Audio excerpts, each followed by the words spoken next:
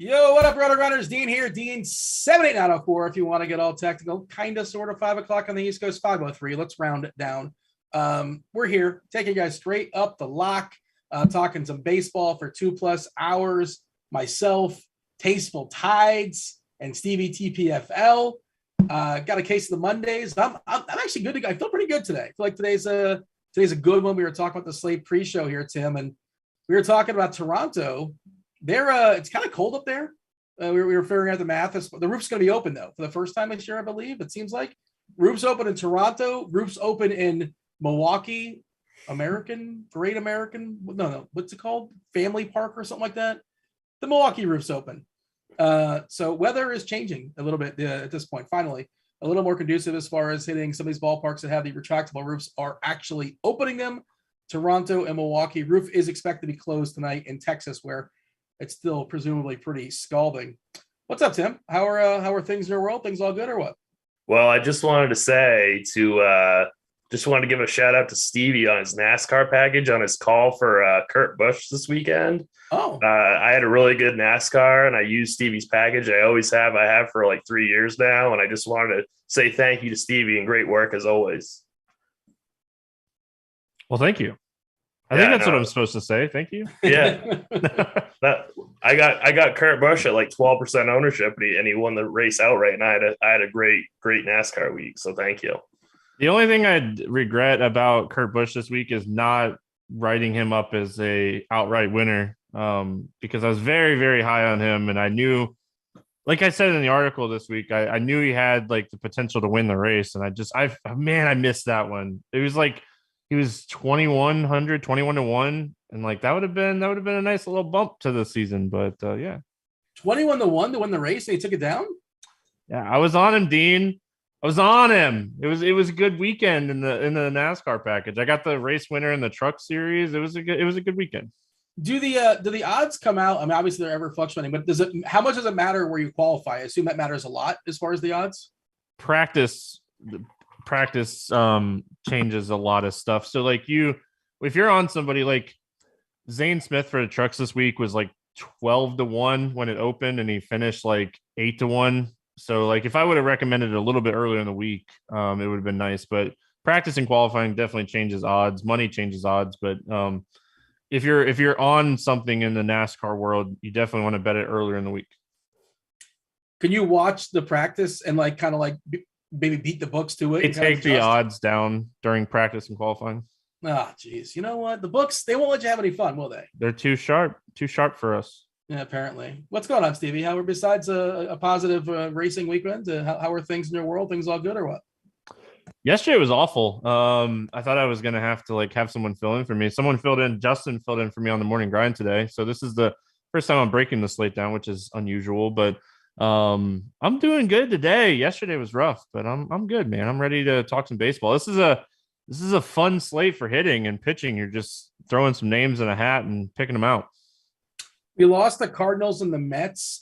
Kevin Roth, he's going to be on later, chief meteorologist. He was talking about on Twitter that seemed kind of fraudulent as far as the cancellation. The Mets were throwing out, God, who are they throwing out? They needed somebody to eat some innings, and supposedly, allegedly, there's conspiracies already being thrown out there. The Mets were just kind of like, let's rain this one out because where we're going to get our faces punched in today.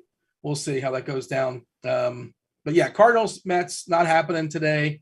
Now we're down to a 10-gamer. The pitching, like you said, Stevie, we're going to talk about in a second. It's pretty bleak. We have a game in Coors, and not only the total is 12, which I feel like we haven't seen a 12 all season. If we've seen a 12, I've missed it. A team total for the Giants at 6.5 against Anthony Senzatella, one of the weaker Colorado arms. Just a monster team total. No Aaron Judge, by the way. If you guys are considering stacking the Yankees, I think that's a slight hit to that stack, of course. But the tricky part here, Stevie, is that, DK, especially DK, FanDuel too, but especially DK, they just kind of fumbled the pricing as far as the Giants. Lamont Wade is free, presumably leading off on the road there in Coors Field. Brandon Belt is the 12th most expensive first baseman on DK, and raw points projection. I'm sure he's projected number one. I know projection in baseball, but you know what I mean. Just silly stuff. I assume you have what path are you going to choose? Are you going to embrace the presumably heavy over ownership here on the Giants, or there's other paths to go for sure? And I think we were talking pre-show, myself and Tim. Toronto is probably our favorite spot to pivot, at least mine. We'll talk about it, obviously. But yeah, Stevie, that's kind of like the first fork in the road in the slate is what do you do with the Giants? Well, I mean, I play 3 lineups, and right now I have a full stack and a mini stack. Like, I have 2 of my teams are Giants heavy. There's some stacks. Obviously, the Blue Jays, like you guys mentioned. I love the Dodgers today. I think they're in a fantastic spot as well against Bumgarner. Bumgarner stinks. So I like those 2 teams. I like the Yankees. I like the Red Sox. There's some potential low-owned teams that you could stack with the Giants. I'm kind of on a lower-owned pitcher, just kind of looking at ownership throughout the industry. So, potentially getting different with him on my Giant stacks. So, yeah, it's an interesting spot because at the end of the day, the Giants are probably the best stack and they're 6th, 7th price stack on the slate, if not lower than that. So it's a tough fade. If you're running 150, you're definitely not fading them. If you're a single entry person, it's baseball. I mean, the Giants could go out and score 3 runs today. Senzatella is a ground ball pitcher. He throws 2 pitches. I mean, he's one of the most hittable pitchers in baseball. I think he has a 6% strikeout rate this season. Yeah, usually when you hit the ball in Coors, massive outfield, it's a great ballpark for BABIP, not just homers, but BABIP as well. Things probably go well. Tim, I think you're one lineup guy generally. Is that today, one lineup? Yep, one lineup today. Yep. So do we know, have we made the decision just yet as far as what we're doing with Coors? So I think that I am going to eat the chalk with the Giants. So I always play a very, very chalky lineup in cash games. I sometimes, split my entry fees into a cash game, and then I play single entries. So I am going to try to play 5 Giants in that cash game lineup. And I think you got to play 4 Giants in your cash game lineup on FanDuel. I think if you're for strictly just for cash games, if you're not doing that, you're doing that wrong. Single entry GPPs. There are so many good offenses today. I think it makes a lot of sense to fade Coors. The Giants are going to be 25% owned stack on both of the major sites today. So, and just when we're trying to look to pivot off of a pitcher or specific hitter, there are other really nice stacks today. So I don't think you have to play the Giants in any format. Obviously, like what Stevie said, if you're building 150, if you're building 20, you're not fading them. But I don't know if you have to get super overweight. Are you looking at the Slate IQ when you're giving those numbers as far as how owned we're expecting San Francisco to be? I'm looking at our top MLB stacks and stack values, the team smash percentage. Because I believe, I want to confirm, I'm fairly certain Slate IQ happens to be free today. Yeah. So what's up there, YouTube? Hey, hit that like button while you're hanging out. Do subscribe. Do turn on those notifications. Fire off your questions. We'll do our best to get them. I got my eye in the chat. And, of course, producer Steve is lurking. He'll pull those questions if I miss them. Devin as well. We'll knock those out, end the show as many as possible before we yield to, you got Roth and Dave Potts. And who else is joining them? I'm not really sure who else is. Somebody else. Is it just Potts solo? Or am I missing? Keith. There you go. So there you go. You got Keith coming on crunch time around 6:30, and we're going to knock out as many questions as we can. End of show. And I'll try to, when they come up organically and they make sense for the conversation, I'll try to kind of weave them in, if you will. Yes, the Slate IQ today is free. I'm going to go ahead and drop it in chat for the people. Tim, do you have a lot of experience using Slate IQ, and how do you use it? Because I know Blender, I hear Blender talk about Slate IQ all the time, and it's talking about leverage and things like that. Is this one of the tools at RG you happen to use? And if you do, how do you go about doing so? So I haven't used it that much this year for MLB, but I have used it for other sports quite a bit. It's like a little cheat sheet, I think, for like how to like build your kind of your GPP teams. It kind of shows you like similar slates of like what the cash lines will be for like 50-50s and GPPs and things like that. It's a really good tool. That's my favorite thing about Rotogrinders just in general, is that we just have so many different tools like inside of our package. So, I mean, I think it's just such a great, like between this and our top stacks tool, it's like everything that you need for making GPP teams. How about yourself, Stevie? How do you use the Slate IQ tool? I've never used it before, Dean. Really? Okay. I'm just kidding. Slate IQ is like a cheat code to MLB DFS. It just has everything where you need it at. I mean, click of buttons and you get everything that you need. So, I mean, I'm a huge believer in pitch type stuff because I want to know what type of pitcher I'm facing with, your main stack. And you're likely only going to get 2 or 3 at bats against that main pitcher. But, when we're looking at a sample size of 4 or 5 at bats, it's almost 50%. So I like to look at that kind of stuff. For example, today, Sensatella, fastball slider, Brandon Belt, smashes sliders, smashes fastballs. Okay. So then I go into premium reports and I see 15 positives and 3 negatives for Brandon Belt. And I'm like, all right, well, yeah, he probably is that top hitter that, everything else is pointing to today. So take advantage of it being free today. You'll understand why I think it's the best tool for baseball. There's StatCast, there's all kinds of stuff that you can use as well. But I think for one tool to have all the information that it has, Plate IQ, huge fan. So, Stevie, I love Plate IQ too. We were talking about Slate IQ. Plate IQ is fabulous, right? As well. Plate IQ is fantastic. No, Slate IQ is fun too. Yeah, I thought we were talking Plate IQ. I wasn't listening. You act like I listened to you, Dean. Well, I mean, I have to at least pretend and like throw it to you like you're listening. No, I don't listen to anybody, so that's good. Feel free to check that out. But anyway, Slate IQ is fantastic as well. It just takes some stuff. It's interesting because the thing that I like about Slate IQ for baseball, I love this for football too.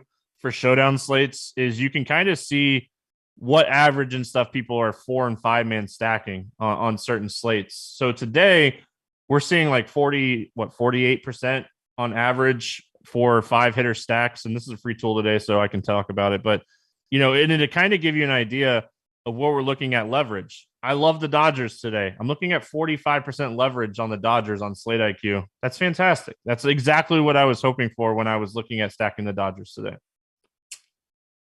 I'm trying to find it right now. Like you said, 45% as far as leverage, meaning we're expecting, let's see, the chances of the Dodgers stack being a winner is 12.66%, and the field is going to roster them, give or take 8.7%. Therefore, the difference is almost 4%. Therefore, the leverage is a positive 45%.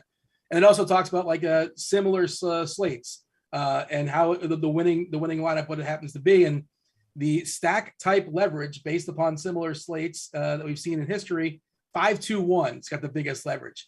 And sadly, I'm sad about this. The worst leverage, the negative leverage, is 2-1-1-1-1-1. 10% doesn't work always, Dean. Negative 16%. I just have to roll with the bid, I suppose. That's not generally what I do, obviously. 5-2-1, 5-3, 5-1-1, 4-3-1 is actually negative. 5-1, and then 3 1-offs. Is positive as well. Are we in a new generation of like Rotogrinders listeners where they don't get like the 10% thing? Probably. Yeah. People probably, yeah, but it's what I was saying. It's kind of an old school bit that like, yeah, people probably don't know what the reference is. But maybe, well, some people, Shannon in chat saying, no Dean special. Yeah, the Dean special is supposed, well, here's the thing. I can roster 10% of everybody and still stack. Like if I make 10 lineups and make, 10 different stacks, I suppose in theory I can do that. And the Dean special wins 5% of the time, so it's not like you're drawing dead. So. Jeez, I hate being part of it. I'm like fake endorsing something that really is a bad idea. The shorter the slate, the more likely I'm gonna do that kind of stuff. But 10 gamer, and there's lots of offense around. I'm looking at our consensus rankings as far as stacks today. San Francisco clearly number 1, Dodgers 2, Tim, Toronto, then Colorado, then New York. Again, Judge not being there hits them pretty good. Of course, you can still play him, and who knows that Bradish is good for Baltimore or not. Of course, he was spectacular last time out. We know that ballpark is more conducive for pitching as well. And Boston got a little bit of love too. Do you agree, Tim, as far as those rankings? Is there anything that's San Fran, Dodgers, Toronto, Colorado, New York, Boston? That's kind of straightforward, right? That seems about right. Well, like we were talking about earlier, though, is like I'm not crazy. Like Toronto, it's gonna be cold in Toronto. It's gonna be 61 degrees in Toronto. They're opening the roof, so that might lower my kind of expectations for Toronto. I think I might bump the Angels up, especially if I think John Gray's gonna be the 3rd highest owned pitcher on FanDuel. That's what at least that's what he was projected as earlier today. So I mean, I really like the Angels today. I do like Toronto, but I'm not crazy about that cold weather and them opening the roof. So that kind of makes me a little bit uneasy about them. I will say my favorite, I don't know, and it's not off the board, I suppose. We'll talk about the two. I don't want to use the word studs, right? Because like, I guess de facto studs as far as the slate, Stevie, as far as the pitchers, Freddie Peralta and the Yankees pitcher, I'm losing his name for some reason. Luis Severino. Yeah. So those are our two like best pitchers by default. No Acuna for Atlanta. We got Demerit leading off. So, upgrade, of course, to Peralta. Again, worth noting that roof is open in Milwaukee today. Like normal. And we have the salaries where you can get the best pitchers and you can get the Giants. Like that is not hard to do it. And like everybody sees that. And it's like, okay, well, it doesn't make sense if everybody's going to do it, also do the exact same thing. Like, how do you get different than that, obviously? But Steve, let's talk about the pitchers because we got Freddie Peralta against Atlanta. Atlanta has a pretty low team total as well, 3.3. And then you got Severino, who's been okay, not spectacular. Do you have a preference amongst those two? You're getting a price discount for Severino versus Peralta if you need some salary savings. I prefer Severino over Peralta. I know Severino is going to have more ownership in this spot, but just looking at the matchup, the Seattle lineup, they're dealing with some injuries. The bottom of this order is just absolute trash. We're looking at like 4 guys with strikeout rates over 25% on the season. So I think this is just an absolute good spot for Severino. And I said Seattle. I did not mean Seattle. I meant Baltimore. And I know Baltimore is dealing with injuries as well. But you just look at like Urias is hitting 4th for Baltimore. This lineup's trash. So I think Severino would be the guy, with his dominant, being dominant against right-handed hitters and, 6 guys being righty in this lineup. It's just one of those spots. I think Severino's the guy. I think I'm going to fade Peralta. And I think it's just more of taking my stance there because I'm not taking my stance on the Giants. I'm not taking my stance on the Blue Jays. I'm not taking my stance on the Dodgers. I think I'm just going to take my stance on Peralta. I don't think Peralta's a bad pitcher, but he's facing one of the better lineups in baseball just in general. No Acuna obviously helps him a little bit, but still got a pretty decent lineup here when you're looking at Atlanta overall. Also, the only thing about Severino is they let him go the last couple of times. He's pitched in the 90s as far as his pitch counts. That's not terribly concerning anymore. I think it was like 97 and 93 pitches. Ks this year, pretty good. 26.3% is pretty solid. Walks in check, 7.2%. A lot of ground balls at 46%. And like you said, Stevie, that lineup for Baltimore is rough, and they strike out a ton. 26% collectively versus righties. It looks like we have mostly, I'm doing the 3 lefties, I believe, to face Severino. And the rest are coming from the right-hand side. 33.7%. We're dealing with small samples, but 33.7% of righties struck out this year versus Severino. I'll throw it to you, Tim. You like Severino? Let's talk about Severino first, and if you want to sort of compare him against Peralta. Yeah, I'm definitely playing Severino on FanDuel today in my single entry lineup. I don't think there's anything that's going to get me off of him. Severino is definitely going to be one of my 2 pitchers on DraftKings. This matchup against the Orioles is just too good to pass up. I think that's just the one piece of chalk on this slate that I'm definitely going to play. See, the question is do I want to double pay up on DK? And I don't think I do today. I think today is more of like kind of go down into the mid range, and I think bats win the day today. I don't think Peralta's ceiling is going to, like, I know he has a ceiling, but I don't think this is the matchup where he's really going to crush you if you don't have him. So I'm leaning towards no for Peralta on DK. Got Daryl in chat saying Severino is trash.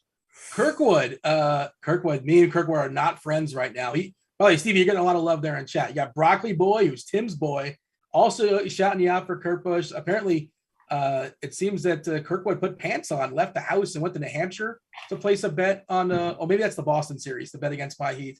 Yeah, me and Kirkwood are not friends. The Celtics are the balls, whatever. No, Miami, I think we're going to lose the series, actually. Ugh. I think you're going to lose the series, too. I think you're going to lose, too. I want to see Jason Tatum get a chance at this West Coast team. I like Jason Tatum. I really do. I think he's so underrated. I mean, but what about Butler and Bam? You don't think those guys are underrated? No, I think Butler is one of the better, like, all-around basketball players in the NBA. But I think he gets the respect. I don't know if Tatum gets that respect. Does a ring change that? Do they though? Yeah. Do they? Dean, he's seen as like the 8th best player in the league. Did you? Okay, so the real question is, did you bet with Kurt?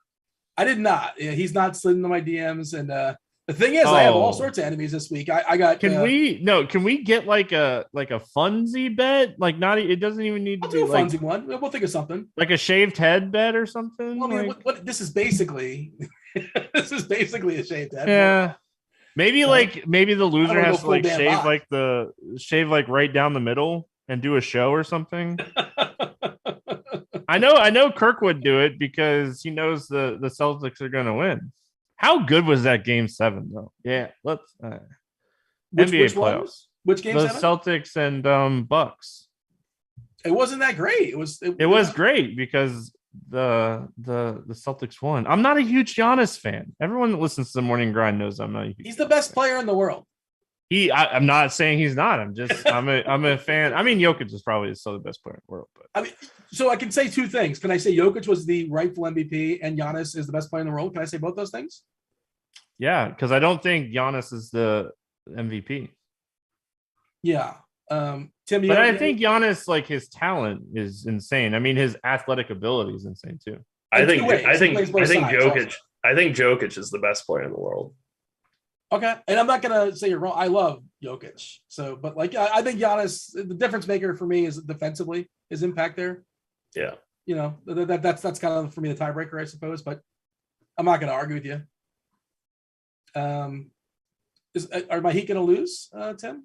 Yes. Also, me and Roth are fighting because he's a Lightning fan and I'm a Panther fan. And then let's go Tampa.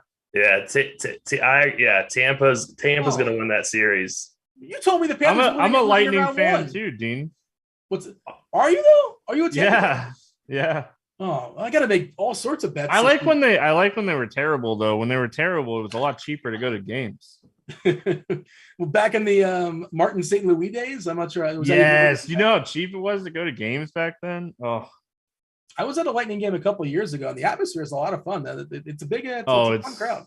It's a ton of fun. Like the Rays, as good as they are, like it's still cheap to go to a Rays game. Oh yeah. You can just walk. Do they still call it sellouts when they tarp off there? They don't even sell the tickets at the top. I don't know. It's funny. Not as awful when you're in the park. Like on TV, it looks like you're like a warehouse. It's not great. Listen, spend 2 hours in Florida summer, and you'll love Tampa because it's so hot. It's so hard to go watch a baseball game in the sun. Were you guys watching that? Tim, you probably were. Calgary and Dallas last night. Yep. I have no rooting interest in Calgary or Dallas. I'm aware of Johnny Hockey, which, like, of course, the guy named Johnny Hockey is the guy who hits the game winner. Right.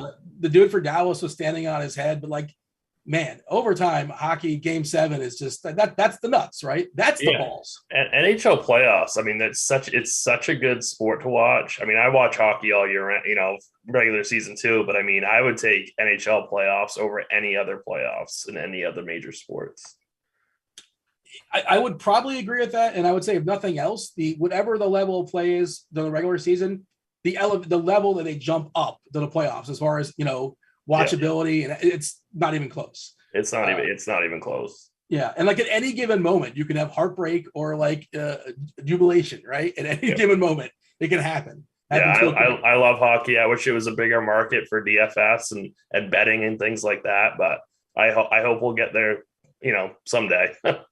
All right, Eric in chat saying we apologize, Eric. We got sidetracked. I promise you, we're talking all the baseball in the world. We still have almost 2 hours of baseball talk with crunch time coming up around, and we're still here for another hour. We got plenty of time to knock this out. It's not even a full slate. We lost to St. Louis. We lost to Mets 10 gamer. We have to acknowledge Peralta's existence. 30.6% Ks as far as the season, a little bit wild. Over 8% as far as the walks. This Atlanta lineup obviously takes a hit with the absence of Acuna. Demerit leading off. There are some Ks here, 23.6% collectively. Swanson jumped up to the 8-hole, strikes out a good bit, as does Adam Duvall. There is some power as well, obviously. Small sample, Demerit's shown a good bit of power so far this season. But, you were saying, Tim, potentially jumping down to the mid-tier. And maybe we're of the same brain today, but I think Kikuchi is the guy in the mid-tier. He's my next guy. If I don't have the salary, I want to spend up a little bit more as far as bats. I want to be a little bit different. Kikuchi is my guy in the mid-tier. What say you? Yeah, I have no issue with Kikuchi. I can't believe I'm actually going to say this, but I really like Chris Archer a lot today. I don't think I'm going to do it. I'm not going to do it in like my cash build lineup, but I think he might make my single entry lineup on DK. He gets the Athletics today, who are the worst offense in the league. Amazing pitcher's park.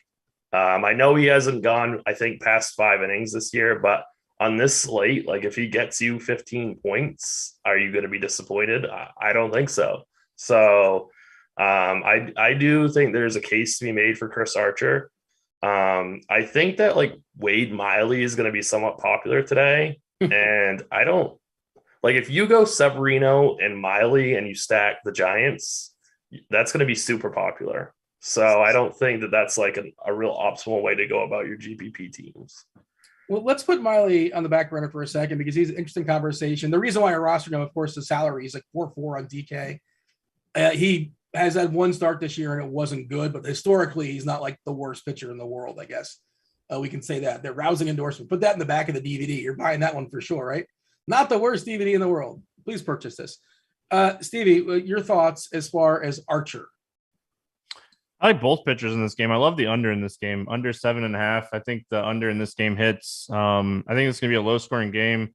Zach Legou is someone that has an above-average changeup. He uses a sinker to righties, throws a slider a lot against lefties. So has good pitches, faces a lineup with, outside of Polanco and Gary Sanchez, just a ton of ground ball hitters. So I think a guy like Legou could have a good game. He's cheap. And then Archer, Tim nailed it. This team stinks. Oakland is one of the worst offenses in baseball. So I actually have Archer and Legou both on 2 of my 3 builds right now on DraftKings. I don't know if I'll switch it or not, but I'm very heavy on both of these guys today. So they're kind of the cheap guys that I'm looking at. I like Kikuchi a lot as well. I know you mentioned him. Revenge, Dean, revenge. Yeah, so it's not just revenge, but like, and this is something that Dave wrote about. You talk about like pitchers of pitch mix. He's changed his pitch mix up and he's featuring the pitches that he's better at, and he's ditched the one that's not so spectacular. The other thing about Kikuchi, I'll just throw this out. We'll just get the beak wet, I suppose. He said 6 starts this year, Stevie, right? He's faced the Yankees 3 times, the Red Sox twice. Wait, was it the Red Sox? And Houston. I think that's he's facing Houston twice and the Red Sox once. There it is. I knew it was like a mixed bag, and like he's had some tough matchups. Basically, I know Boston has been kind of up and down, but theoretically there's some good sticks in that team. And today he's facing Seattle. It's not just revenge; it's first blood revenge, right? He's never faced this Seattle team, if the roof being open helps. I'm curious what Ross says about that. If he has a thought on that, as far as the roof being open in Toronto, we're expecting about 70 degrees or so. Is that in Weather Edge now? Like, would that pop up? Because typically Weather Edge would just like not have that because, the roof is. I think it's going to be in the low 60s, and that's right now. So I would imagine it's going to get even colder. And we were doing the math. We were converting it from Canadian to American, and the Fahrenheit and the Celsius and the whole deal. But yeah, it looks like it's going to be in the 60s, give or take, which I presume is better for pitching. I don't know. We'll see if Roth has a thought on that. But the other part is, go ahead. To your point, really quick on like Kikuchi, he threw the slider a lot last year. Anywhere from 18 to 25% in most starts last year, and it was just not a good pitch for him. He's just really going fastball cutter this year, and if you have a good cutter in the majors, you can be very successful. It's one of the hardest pitches to hit. He has a good cutter. He has a good curveball. He has a good fastball. So the fact that he gets a weak lineup here in Seattle, I don't care if the roof is open, closed. I don't care what the degrees is. I think this is a good spot for him.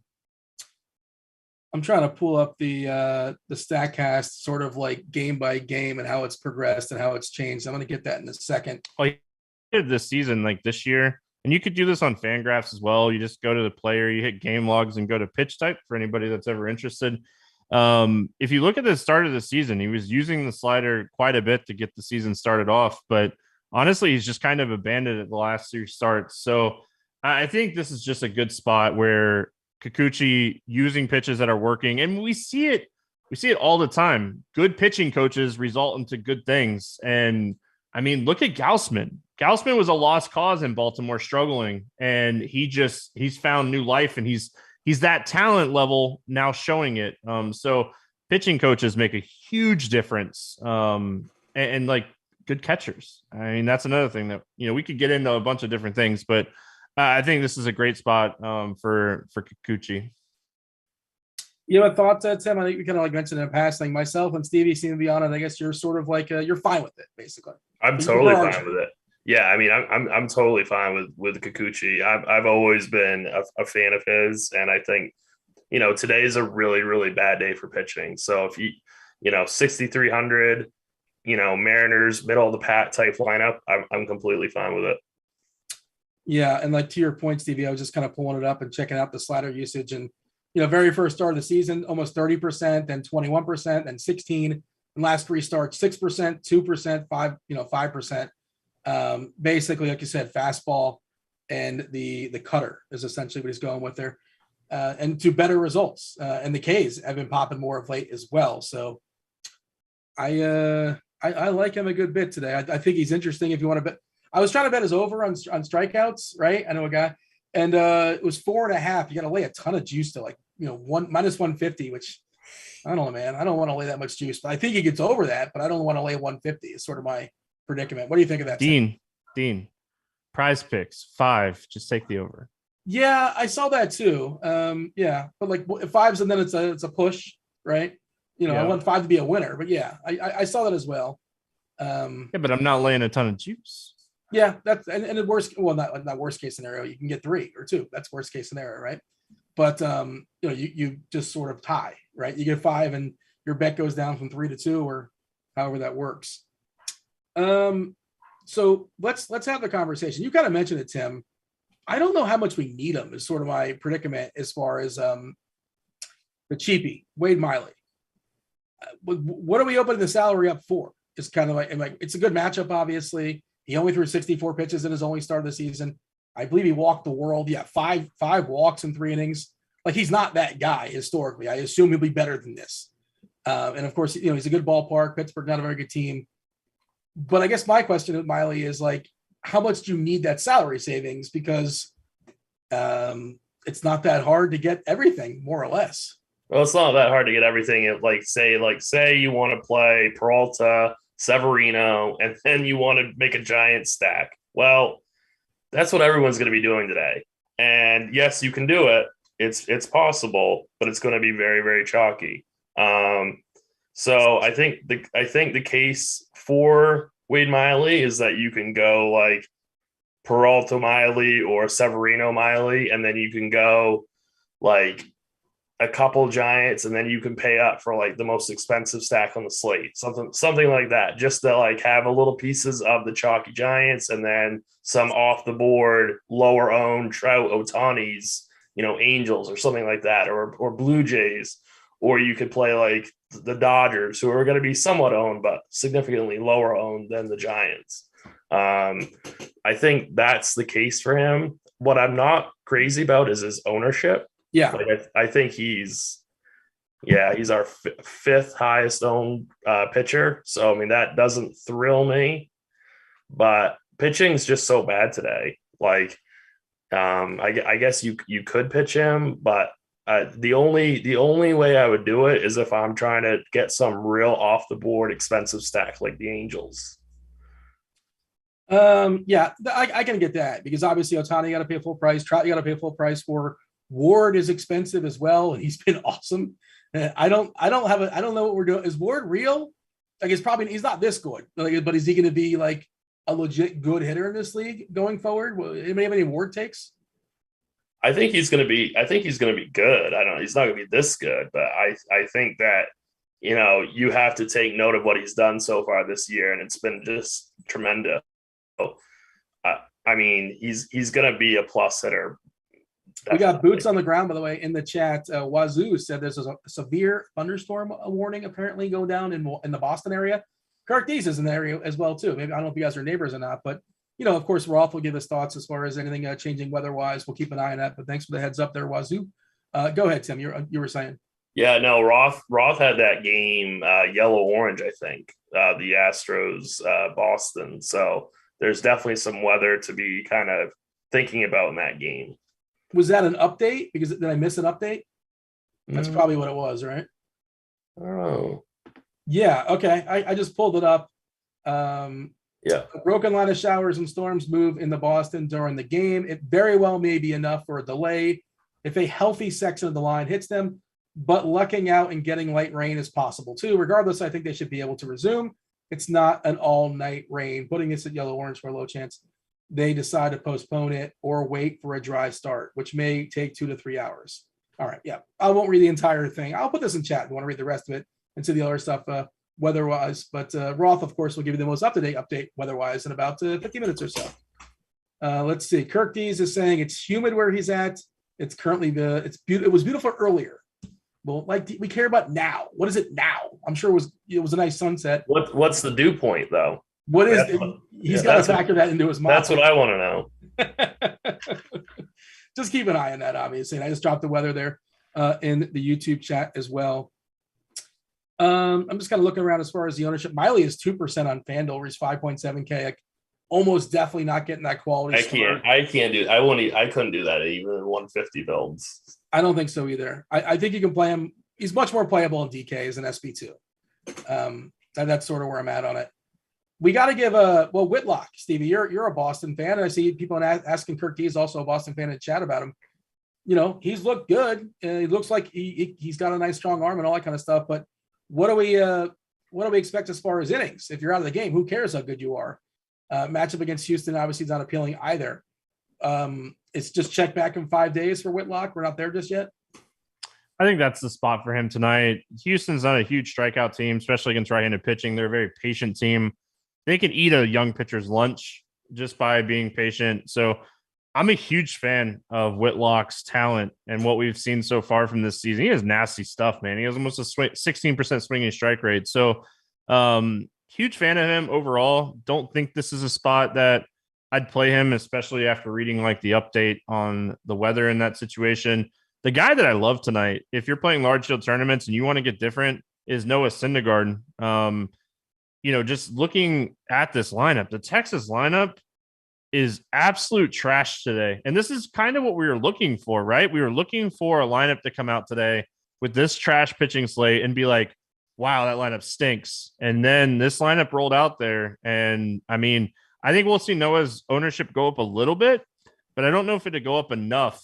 He's done a great job limiting power this year. He's generating ground balls, not walking people. The swinging strike rate's still 12%. He's just not striking guys out. But This lineup is trash. I mean, this might be the worst lineup that is out there today. This might be worse than the Baltimore lineup. So, I'm a huge Oakland's fan like of hold my Syndergaard. beer. What's that? The A's are doing the hold my beer. The A's are playing too, though. Don't discount. Oh yeah, I how terrible the mean, we A's are. know their lineup's going to be trash, though.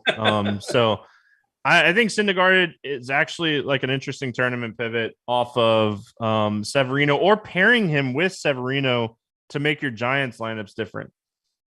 What do you think of Syndergaard there, Tim? Yeah, so I really like the idea of like I don't think I'm going to pitch Peralta on DK, so I really like the idea of going Severino, Syndergaard, Severino, Archer, Severino, Kikuchi. That's kind of where I'd like to live. And Zach Lowe. Those would be kind of my like four primary pitchers. I would, if Severino's going to be like 50% owned, I would be well overweight that in a 150 setting.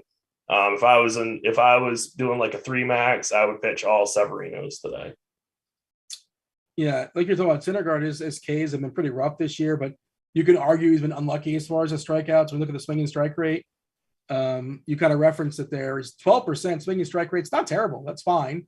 But if the Ks at 17.5%, not spectacular. We know when people get on, he's vulnerable to the stolen base, which is kind of an issue. We were talking about that pre-show, Tim. Like Eli, what was it? Eli White is like plus 260 to steal base. I think it was less than that, actually. Good Lord, man. Yeah. I thought you can get sneaky with it. Who knows who Eli White is? The books do, apparently. And yeah, like if he gets on, he's probably going to go. I think he has 7 stolen bases this season. Dallas Garcia, Kirk Dees likes to call him the Cuban Missile. I believe he's got 4, I want to say. I don't know if Semien gets on base. Has he been on base this year yet, Marcus Semien? If he does, he might steal. He's been, I mean, small samples and all that kind of stuff, but good Lord, he's been really bad. Like, I play him every time I stack that team. I play him on Fanduel. He's like 2-4, like 2-5.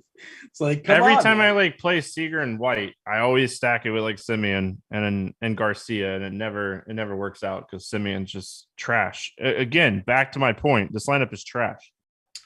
White is projected to strike out a ton, by the way, in the majors. We don't have huge samples, but you look at the bat, he's projected to strike out 28.2%. He struck out a ton so far in a small sample as well. So there are some Ks in that lineup. And then there's sort of the enigma of Baltimore. Baltimore's pitcher today, who was spectacular last time out. I tried to pick on him. It did not work. Kyle Bradish, I believe, had 11 strikeouts against the Cardinals. Yankee lineup, no Judge. There are still some Ks in there, obviously, in Stanton and Gallo. Like Jose Trevino, IKF, not the greatest hitters. Hicks, not so much these days either. I don't know. I have no idea if Bradish is good. I don't think anybody knows if Bradish is good, Tim. But like he's shown flashes, and he's also like not looked spectacular. And what do we do with this guy? He's really cheap. He would be in 150 builds. I think that we have him as around 8% owned. I don't know if I would quite match that number. I might come in a little under, so maybe I do like 5% of him in 150 builds. But even if I was like making 20, I don't think I'd get to him. I think he's only for 150 settings. Tim, your boy Broccoli Boy is asking what I'm having for dinner. Pizza pie? No pizza, unfortunately. I think grilled chicken is what we're going with tonight. I think that's on the menu. That's your boy, right, Tim? Broccoli Boy? Yep. He's your guy. And I see Devin in the YouTube is telling people, hey, if you want to get some free RG Premium, and we give away 1 week free of RG Premium. Yeah, some of the tools we're talking about, we give away, today's Slate IQ. Stevie was talking about how much he likes to play IQ, but also it's all the sports, NBA, whatever's left of it, NHL, whatever's left of it, USFL. I think that's still happening. Is the season, they're still playing football in USFL? Or I should use air quotes with football, but that's still happening, I think, right? I think there was a walk-off touchdown this weekend, if I'm not mistaken.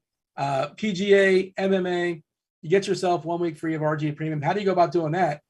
Just hit the bell, hit the little bell thing in the Rotogrinders Discord, rotogrinders.com/Discord.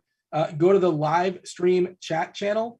And yeah, there's a little thing that, that's kind of, you'll see it. It just says, hit this button and you get RG Premium, not automatically. You're contending with other people. But, if you happen to get lucky, you get yourself 1 week free. There you go. Have at it. Everything but Yes. It ends in like 20 minutes and there's only 6 people and there's 2 winners. So, I mean, your odds are really good right now. Wait, so it's 2 winners? I didn't see 2 winners. It's going to be 2 people? That's what it says, unless I'm wrong. Okay. Hey, Devin, I just saw in the, I'm not in the live stream chat channel right now. I'm looking at the YouTube chat. And I just saw Devin said we're giving it away. So by my math, and I went to UCF, so consider that. But 33% chance to get yourself 1 week free of RG Premium as it stands right now. There you go. Hit that bell. All right. Anything else that's worth saying here, Stevie, as far as pitchers? Did you want to give a take as far as Bradish?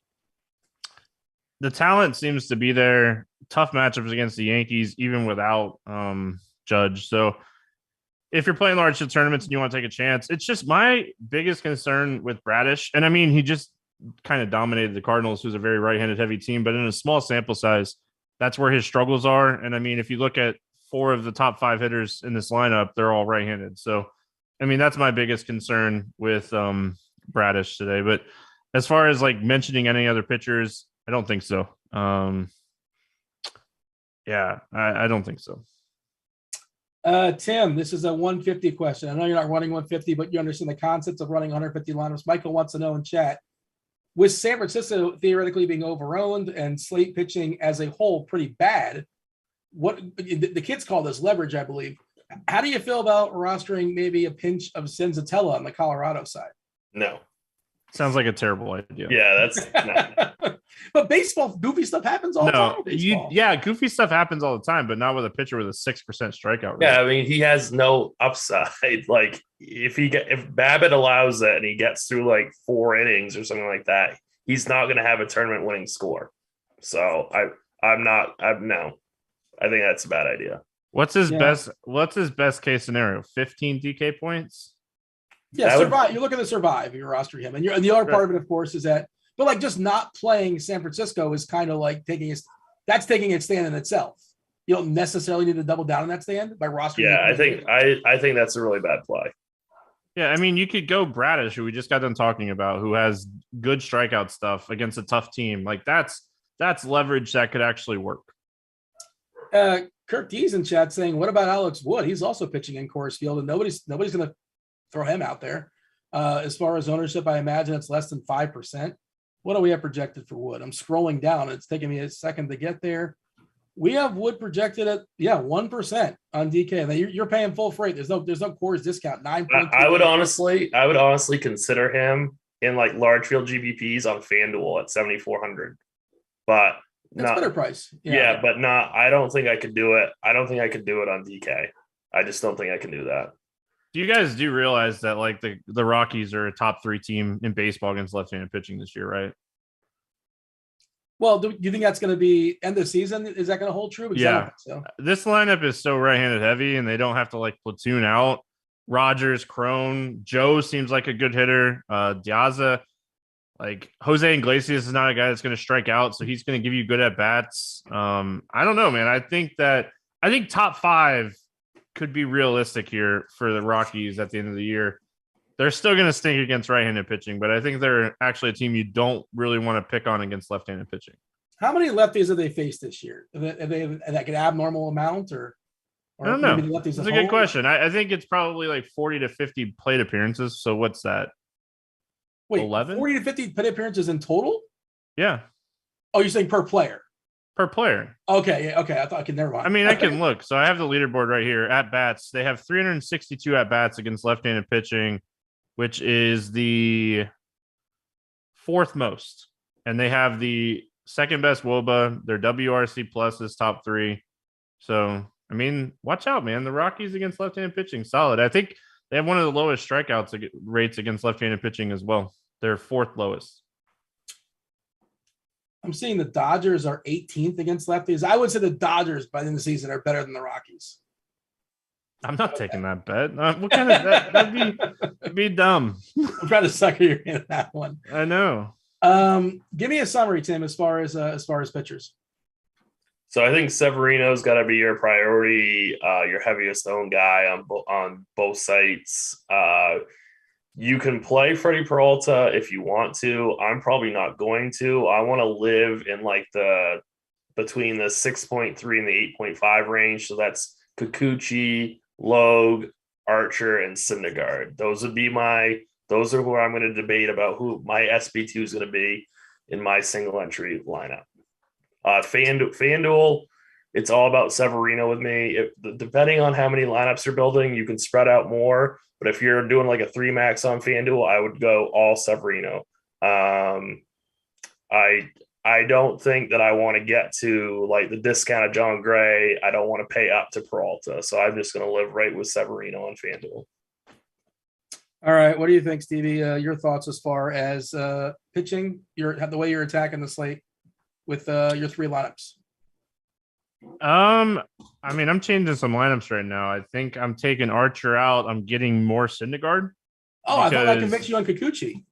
No, I like Kikuchi. I already have him in there. So I would rank them today. I think I'd rank pitching today Severino, Kikuchi, Legault, and then probably Syndergaard.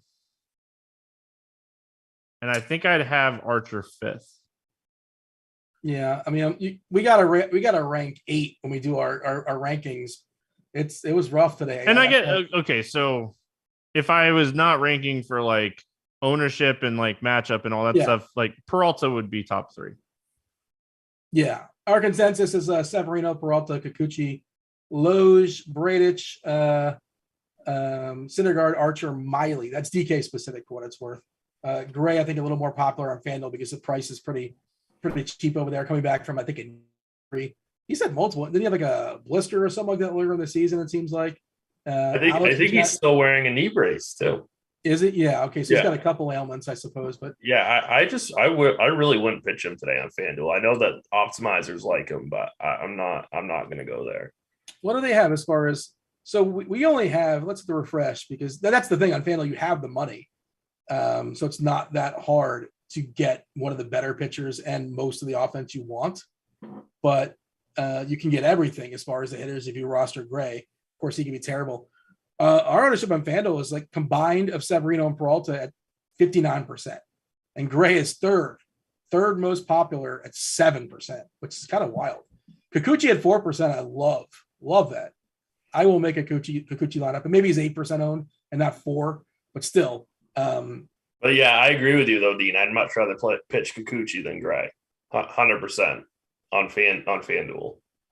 Gonna talk stacks and go around the horn and do the whole deal, but I did see a good question, just kind of like to start the baseball, the hitters, the conversation. Where did that question go? If I just sort of, so Brian wants to know, Tim, I'll throw this one to you. Do you stack differently on a large slate like tonight, which is a 10 gamer, as opposed to a smaller 3 to 5 game slate? How do you adjust? And of course, everything is slate dependent and depending on, the teams and, how good the stacks look, all that kind of stuff. But as a general thought, what's your answer for that? Yeah, so the bigger the slate, the more likely it is I'm going to do a 5-3 or 4-4. The smaller the slate, it's the more likely that I'm going to go, kind of break up play more one-offs or do like a 3-3-2-2 or something like that, or 3-3-2. So yeah, the size of the slate does matter. Normally, the bigger the slate too, the more chalky I'm willing to get with my stacks. Tonight's a little bit of an outlier with that though, because we're going to get so much ownership on this Giants team. So when I see like a 20-25% owned stack on a 10-game slate, that makes me very, very hesitant.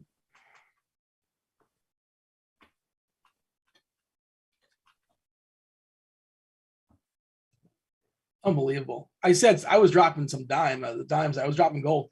Not really. Cueto is throwing baseballs tonight. Just so we didn't mention his name, but he is throwing baseballs in the year 2022. Good for him. He's been pitching in the minors, not spectacularly, but I guess he's still living the dream. Having himself a good time throwing baseballs professionally. Life could be worse, I suppose. There was a follow-up question there, Stevie. Basically, one-offs, or like say you have a 5-man stack. Do you want to make it one-offs, 1-1-1, or then a mini stack, like a 5-3, or it just all sort of depends? I think today, with as many bad pitchers that we have on this slate, we're going to see a lot of runs scored. So I think today, 5-3, 5-2-1. I don't think I'd go 5-1-1, 1-1-1-1-1-1. And then on FanDuel, I think today you're going 4-4. I think today you could make a case maybe for like a 3-3-2. But I think today on FanDuel, you're going 4-4. I think on DraftKings, ideally in large field tournaments, 5-3 or 5-2-1. I don't think you want to go 5-1-1-1-1-1. So Yeah, Slate IQ does not can't we don't cover FanDuel on Slate IQ unless something's changed, but just the way the data is, it's not available. There's no CSV, right? So we can't mine it. Is that the technical term? I'm not somebody that does this kind of stuff, but yeah, if you're looking at Slate IQ and you're wondering like what you talk about 4-4 being on FanDuel, that you could go 4-4 on DraftKings too. I just wanted to like point that out. You could go 4-4 on DraftKings too. Yeah. All right, Stevie, you have any thoughts as far as your favorite stacks before we kind of go around the horn, give our favorite plays at each position? I think the Giants are the top stack on the slate. I hate the fact that they're going to be so massively chalk on this slate, but I would pay up for them on this slate if it was available. But I love the Dodgers today. I don't think Madison Bumgarner is good anymore. I think the Dodgers are a great leverage stack. I don't think a lot of people are going to stack them today. And I mean, they're one of the best offenses in baseball. So the fact that we're going to get them pretty low owned today, I love this spot for them. I love the Blue Jays. I know you guys are going to talk about the Blue Jays a lot as well. Chris Flexen stinks against righties. This is a very right-handed heavy offense that's very good against right-handed pitching. So I think this is a great spot for them. And, just kind of looking at the leverage for the Dodgers and the Blue Jays to get off of Coors or even stack them with Coors and get leverage with your pitching, I think is something that, you could do today. I like the Yankees a lot more with Judge in the lineup. I still think they're playable, but I look at them more as a secondary stack today than a full-on stack. But I still like Stanton. I still like Gallo. I think they both still have a lot of home run upside in this spot. Tim, are we really going to let the roof being open in Toronto chase us away from the stack? Like, we don't play it like they hit, instead of the ball going to the third deck, it's going to the second deck, out for homers.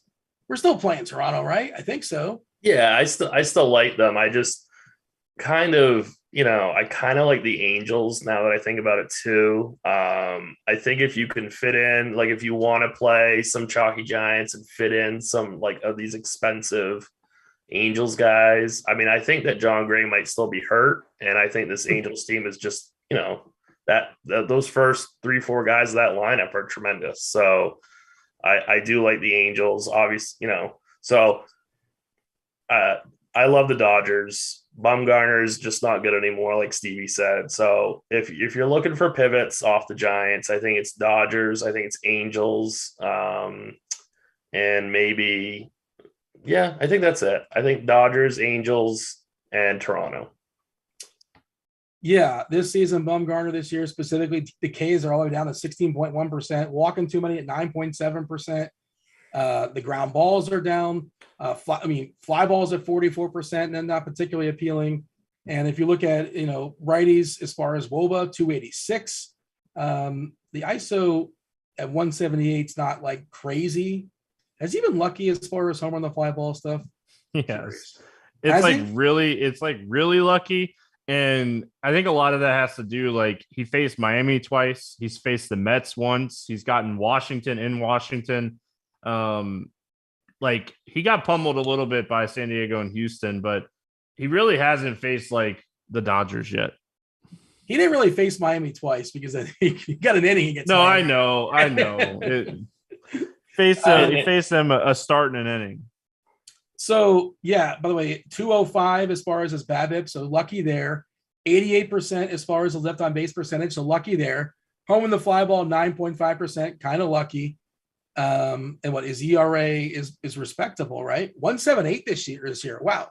And that's like, if you just look at ERA, it's like, man, this guy's been great. Well, his Sierra is 4.91, which is his xFIP is 5.85. What is it? 5.85. Yeah. Are we saying that the regression monster is coming to attack him tonight? Is that what's happening? He's gotten old, man. Yeah, it's he's still signed for like several more years too, I believe. Arizona on the hook for, I think, at least 20 mil at 2 more years plus. Good job, Diamondbacks. All right, let's go around the horn. Let's give our favorite plays at each position. Catcher is first. Tim, you win. You drew the short straw. Tell me all the catchers you like tonight. Yeah, so I think Will Smith is probably my favorite. I think the Derek Carty's the bat would agree with me also. You can go whoever's catching for the Giants, obviously, as like a punt. I still would prefer to get to Smith. Wilson Contreras. I think if Yan Gomes starts, he would be an interesting punt if you need the salary. I don't know if you really do tonight. Batting fifth, baby. Gomes is. Yep, cheap catcher alert. Yeah, I mean he's a good play. So I would say I would start with Smith. If you don't want to pay up a catcher, then it's probably Gomes or any of the Giants guys. I think I always really like Dalton Varsho, even though this is not going to be a good matchup for him. But I think he's just such a rare, great hitting catcher, and he's going to be extremely low owned tonight. Dodger lineup just came out. It's Betts, Freeman, Troy Turner. It looks like Will Smith is DHing. Justin Turner, Muncy, Taylor, Barnes. So he's doing the catching tonight, and Lux. What a beautiful lineup. Is Barnes? I don't need Barnes. Yeah, the front half. Who's your favorite Dodgers? Betts, Turner, Taylor, Muncy, Will Smith, Freeman, Will Smith, everybody. Any of them? Yeah, I love. I don't know how much more clear I can make it, Dean. I love the Dodgers tonight. That lineup is so strong up and down. I mean, it's going to be so tough for Bum tonight. Yeah, no Bellinger tonight for what it's worth. Oh darn, that does give a pinch hit risk to maybe Barnes. Because I guess Smith couldn't go into catch, right? I would assume you could swap. I don't know. That's a good question because they don't carry a third catcher. Maybe. Right? I don't know. I don't know how that works with the new rules. I would assume because they almost definitely do not carry three catchers, and I would think you could probably put Smith in the field, but maybe I'm wrong. Not sure. Maybe they lose the DH if that happens. I don't know. I haven't looked into the new rule yet. Somebody tell us in chat. Because I mean, Ohtani when he pitches can stay in the game as the DH, right? So the new rules have changed for sure. But anyway, Dean, there's three catchers today. There's Will Smith. There's Will Smith and Yan Gomes and Zach Collins. There's three catchers today. Play one of those three catchers. He's facing Johnny Cueto. Play Will Smith instead. You're welcome. According to Izzy, he can catch after DHing. Okay. I'll take his word for it. Sure. All right. So, yeah, let's Varsho, by the way, I'm not sure if you mentioned Tim or not, but he is leading off for what it's worth. You got to pay for him. He's pretty pricey on DK. He's 4.8, 2.9 on Fanduel. Nobody's playing Diamondbacks for what it's worth. And Gonsolin is a fine pitcher, but like doesn't go very deep, and he's kind of pricey. That's why we didn't really talk about him. Is there anything of note as far as umpires? I know it's a bunch of Toronto has an extreme hitters umpire. Oh, and there was one more. Oh, Kansas City has an extreme, and everybody else is pretty neutral. I see this stuff where they say like these are the four umpires. I follow some Twitter account, but like we're not sure where they're assigned just yet. But like that, we got it now. At some point, it's been the assignments have been laid out. Yeah. All right. First base. So like Stevie, like everybody's going to play Brandon Belt. If you're playing cash games, of course, we'll play Brandon Belt. You can only roster one first baseman on DK, and especially the single entry stuff. It's just like 25% in large field. Single entry is probably going to be like 50%. I don't know. If not higher. It's going to be a huge number. Like that's one of the reasons why I love Vladdy like tonight on DK, where I mean, I guess he's going to grab some ownership, maybe 10, maybe a little less in single entry because all of it's going to go to Belt. But that's a decision point. Just the price is goofy at 4.5. He's too cheap on FanDuel as well. I think it's like 3.8 over there. It seems too cheap. Well, what you want to start with there as far as Belt, and then beyond? Who else do you like at first? I mean, in cash games, you're definitely playing Belt. The spot's fantastic. In tournaments, I mean, I think it really comes down to who you're stacking. If you're stacking the Angels against John Gray, you're looking at Ohtani. You could play him in the outfield if you want to put Belt in there as well. Or Vlad with your Toronto stack, Crone with your Colorado stack, Freeman with your Dodgers stack. Like first base, I think is a position today you want to spend up on. I think there's a lot of opportunity costs to save. I think you are potentially going down. Don't hate it if you go all the way down to like Schwindel. I think he's 2,600 going up against Peters today. Platoon wind, I think, is somewhat blowing out at Wrigley. I don't think it's like crazy wind. I think it's like 8 mile an hour out to right field. So I think if you're going to punt, you just go down and get him or like a Seth Brown. But I think today is a day you want to pay up at first base. Tim? Yeah, just obviously you're playing Belt in cash games. He's going to be the most popular, but don't forget about. I'm assuming Wilmer Flores will be in the lineup, so just don't forget about him. Don't forget about these Giants righties as a whole, especially if he's going to be like in the middle of the lineup. I really Ty France is 3,900. Kikuchi could still have a really good start and give up, a couple solo shots, and Ty, he does give up some hard hits to righties. So I think Ty France makes for a really good GPP play. And of course, Freddie Freeman. I just, lefty on lefty. I don't think anyone's going to play Freddie. So won't get played. What's that? He won't get played. Right. Yeah. So, I think that he just makes for a great GPP play.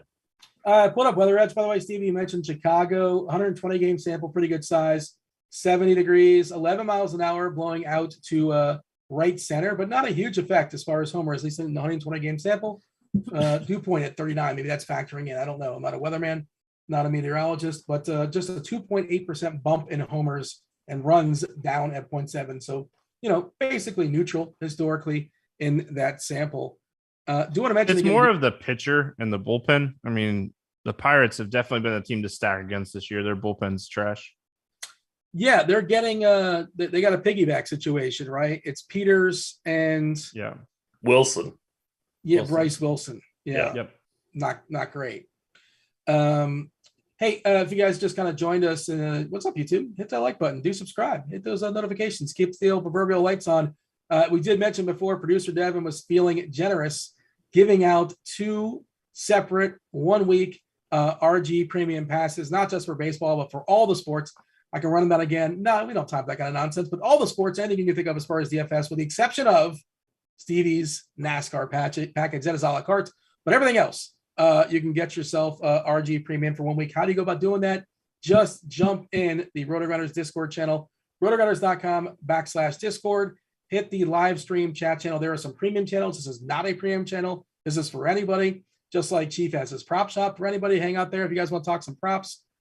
Jump in there and hit the bell. There's a bell that's kind of lurking, and just say, I want to participate in this contest, and 2 people will be chosen at random to get yourself 1 week free of RG premium. Second base, Tim, what do you have for me? Yeah, this is perfect because I did want to mention Max Muncy on Fanduel's 2,900.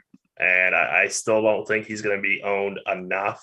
So if you think that the Dodgers are going to do well, he makes for, you could either play him with Belt or over Belt. And I think that's a really good GPP pivot. So yeah, you can also play Muncy on DK, but he's a lot tougher to play over there. He tumbled a little bit too. He's batting 6th tonight. Is that new? I feel like that's new. Maybe I missed the day, but normally he's like 4th or 5th, right? Yeah, I was gonna say I think he's usually like 1 spot higher, but I'm not positive. Yeah. So second base is I kind of like, we didn't really talk about the Red Sox much, but if Roth gives the okay, I really wouldn't mind getting to Trevor Story at 4,300. If you're making like 20 teams or something, I think he makes for a really good tournament play. I'd say same thing with like, is it Estrada 33rd? Estrada's probably your cash game guy. And any spot that you're not confident in cash games, just play a giant. That's really what you should be doing. I think it's Story, Altuve, Muncy, Estrada for cash, and these Brewers, man, they're so expensive today. Colton Wong's 5,700. I didn't even notice that. Not going to get played. No, nobody's going to be playing them. I think that'd be about it for me. By the way, I just want to mention, and we keep on the Giants. The Rockies they added another lefty. They have 2 lefties in their bullpen now. And we know the Giants sometimes will swap guys in and out depending on a guy like Jock Peterson. If a lefty comes in, there's a pretty decent chance he gets the hook for somebody like a Darren Ruff. We don't have the lineup just yet, but just kind of note, I'm not saying you can't play Jock Peterson. Of course, he can homer in the first inning, in the fourth inning, and who cares if he's gone by the 6th? Just kind of throwing it out there. Stevie, second base. Oh, go ahead. No, I was just gonna say, Kiki Hernandez batting leadoff on Fanduel is pretty decent cash game play too. Yeah, he's kind of stunk this year, but yeah, he's cheap. He's leading off. Yep. What do you have, Stevie? Second? You can play Chris Taylor at second base on Fan too. I like that a lot. You cannot do that on DraftKings.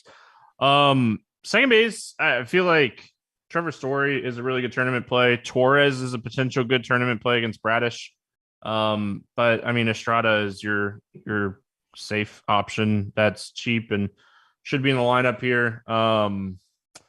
Yeah, Muncy in tournaments is someone else that I like, but it's kind of whoever just kind of fits in here, like in my stacks. And in tournaments, I do like Brandon Rogers. I don't think a lot of people will play him. I know he's getting decent ownership at like 5 to 8%, but he's actually very good against lefties. And I mean, we keep talking about the Giants. We're not trying to forget about the Rockies. Alex Wood's a good pitcher, but this is still a decent spot for the Rockies. He has struggled against right-handed hitters this year with a 359 WOBA.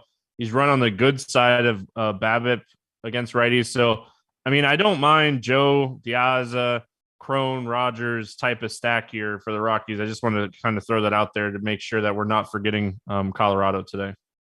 We already selected our winners for the Discord contest, so my bad. If you just jump in there and say, hey, I want to hit the bell.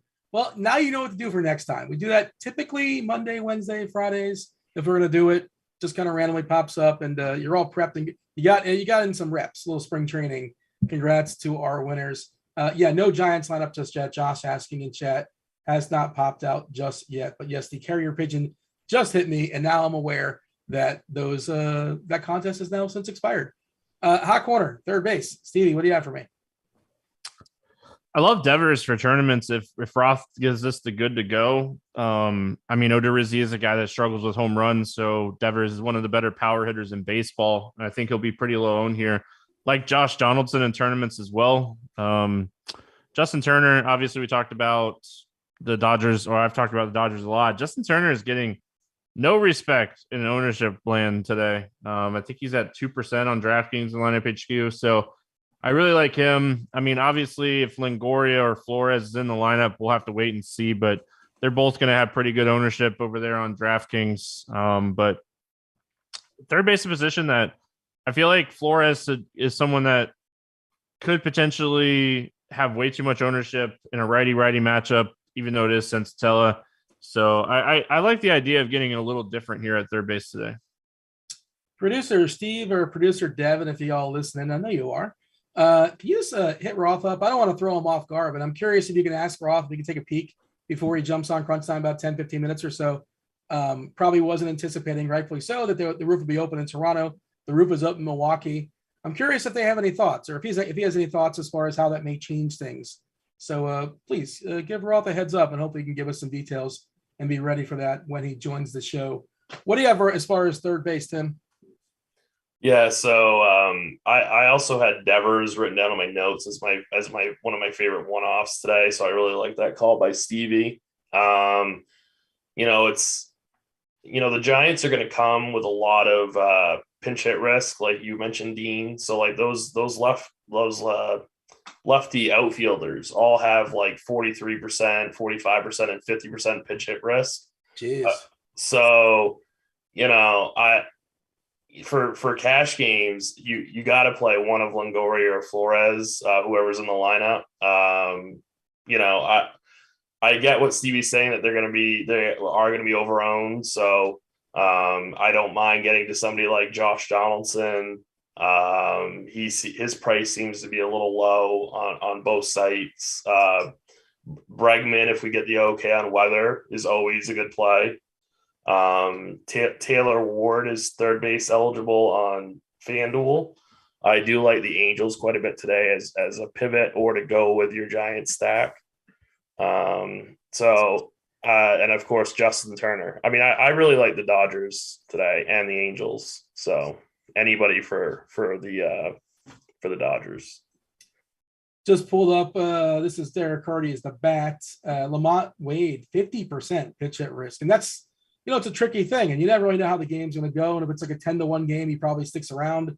If it's a tough spot, bases loaded, and Wade's coming in, and there's a righty out there, and, they have those two lefties lurking in the bullpen that neither have pitched just yet, pretty decent chance they're bringing one in and pretty decent chance he's coming out. But, you never really know how these situations are going to go. Yaz, another guy, at 45%. We don't have the lineup just yet, but Peterson, Yastrzemski, and Wade, really good chance, at least one of those guys does not survive the game.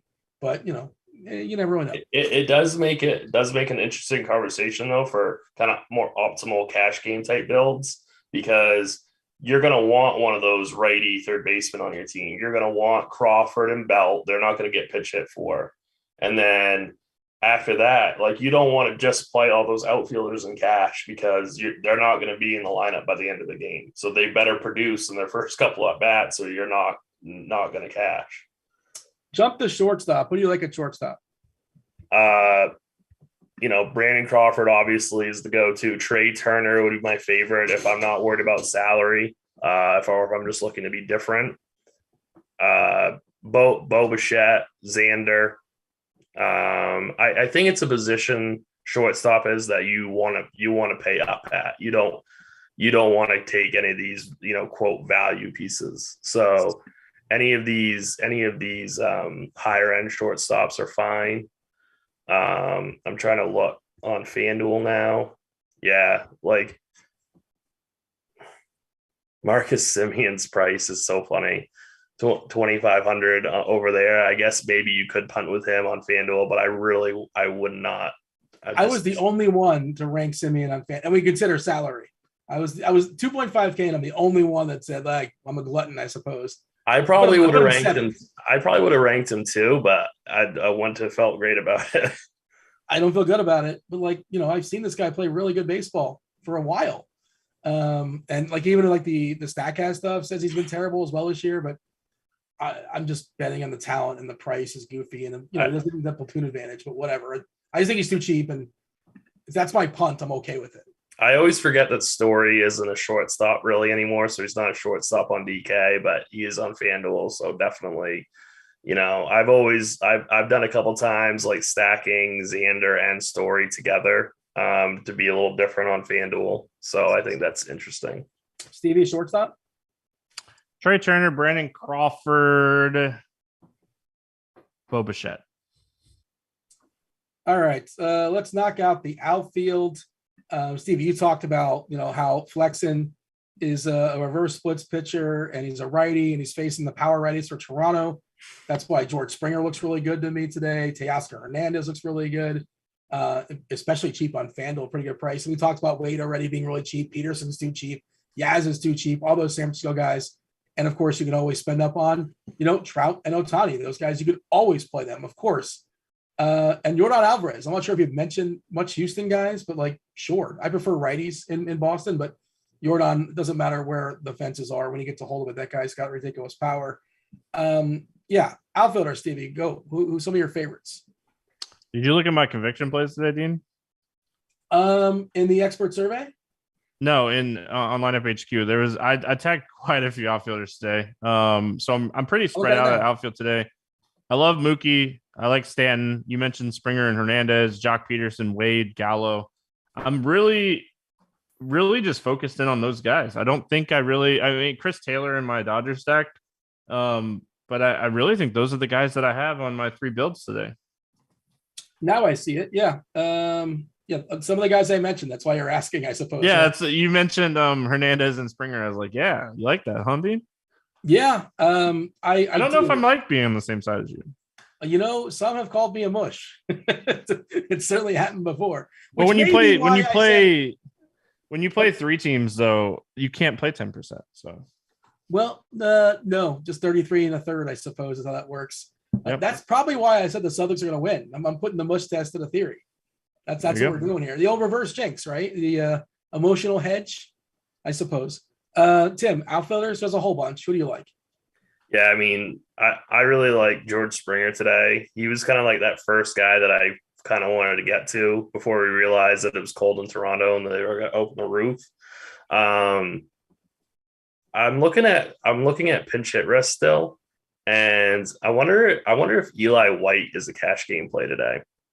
He's like min salary on FanDuel and 2,200 on DK. He gets on, he's stealing. Right. So he might be worth, like, if you need a punt at outfield, because all the guys that we already mentioned, who Stevie mentioned, they're all great plays. I'm just kind of looking for some like kind of really cheap. I think Eli White might be the guy if you need somebody. Joey Gallo, man. Gallo's gonna bomb one today. How much is he now? He's 3,200 on DK.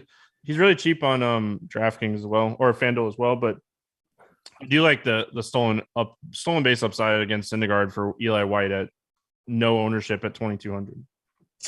I see Colby in chat says Max Muncy's been terrible too. He's not been great. Not as bad as Semien, but not great. Exit velocity 26 percentile, hard hit 33 percentile. He is barreling the ball though, for what it's worth. When he does actually get it, he's barreling in the 80th, 86 percentile, walking a ton, 100 percentile as far as walks. What is his walk rate this year, Muncy? Not that you are you happy, Tim, when your player gets a walk? Like what? Like it's like okay. I feel like that's all my players have been doing this year is getting walks and singles. So. I mean, I'll take it sometimes, but other times, like I don't want that guy to walk. It's fine. I think you could steal a base now, but Muncy's not going to do that, obviously. He has a 19% walk rate against lefties and a 22% against righties. TJ in chat, he's got more. He's not going to be in the show following us. It's going to be Dave Potts, Cheeseisgood, Keith Eyster, Kevin Roth, Chief Meteorologist. Tell you what's going to go on weather-wise. He's still trying to pump up those likes. I do appreciate that. I don't have the Spidey gimmick. I feel like I need a gimmick. I was going to do the tread lightly gimmick, a little homage to Breaking Bad. I have a prop here. It's the only prop I really have on my desk. I have Nitro, the mascot for UCF, but nobody knows who that is. You guys know who this is, though, right? I'm assuming. Yes? Nope. You have no clue who this character is? No. We've talked about this before. I've never watched Breaking Bad. Well, you've seen, like, memes. You have the internet. Nope. Tim? What is it? Walter White. I know Walter White, yeah. Okay. It's not a disc golf disc. I don't know what it is. That's all I go on the internet for. But like, yeah, a disc golf disc is not in the same level. No offense to Walter White as far as notoriety. I don't know. I will not sing a song, TJ. That's not going to be happening. Does anybody else want to sing a song if we get a certain number of likes? That's not for. Yeah, you don't want to hear me sing. Do you have a go-to karaoke song, Stevie? No. Have you ever karaoke? Maybe once. All right. Good talk. I mean, it's not something that I'm like into. It's just not something that I do. All right, let's knock out some of these questions. Tim, FanDuel single entry pitcher. Who's your favorite? Severino, definitely. If you could only, I heard somebody ask us on Crunch Time the other day. If you could only stack, we have one lineup. You only make one lineup, and you guys both answer this. Tim, you go first.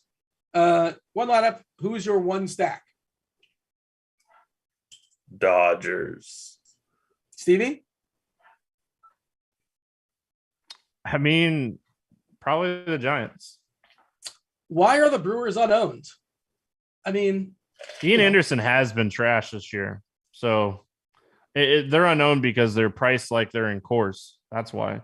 But Ian Anderson is someone that has walked a ton of guys. He struggled. He doesn't look right at all. So, I mean, if the Brewers were a little bit cheaper today, yeah. Crunch Time Crew's coming in. Just one more question for you, Tim. This is sort of like if you're running 150, I don't know how much you mess with as far as the lineup HQ and things, but do you X out 7, 8, 9, for instance? I kind of do that manually. Like if the 7, 8, 9s are terrible, I'll just kind of make sure I pump them down to like no more than like 10 or 15%. I know. But how did you ever just click the X button and say, I don't want anybody that's at ninth and that's that? No, I wouldn't do that. I've run 150 before and I wouldn't do that because I want to get that wraparound stack sometimes. So I don't see why I would just make that like a rule.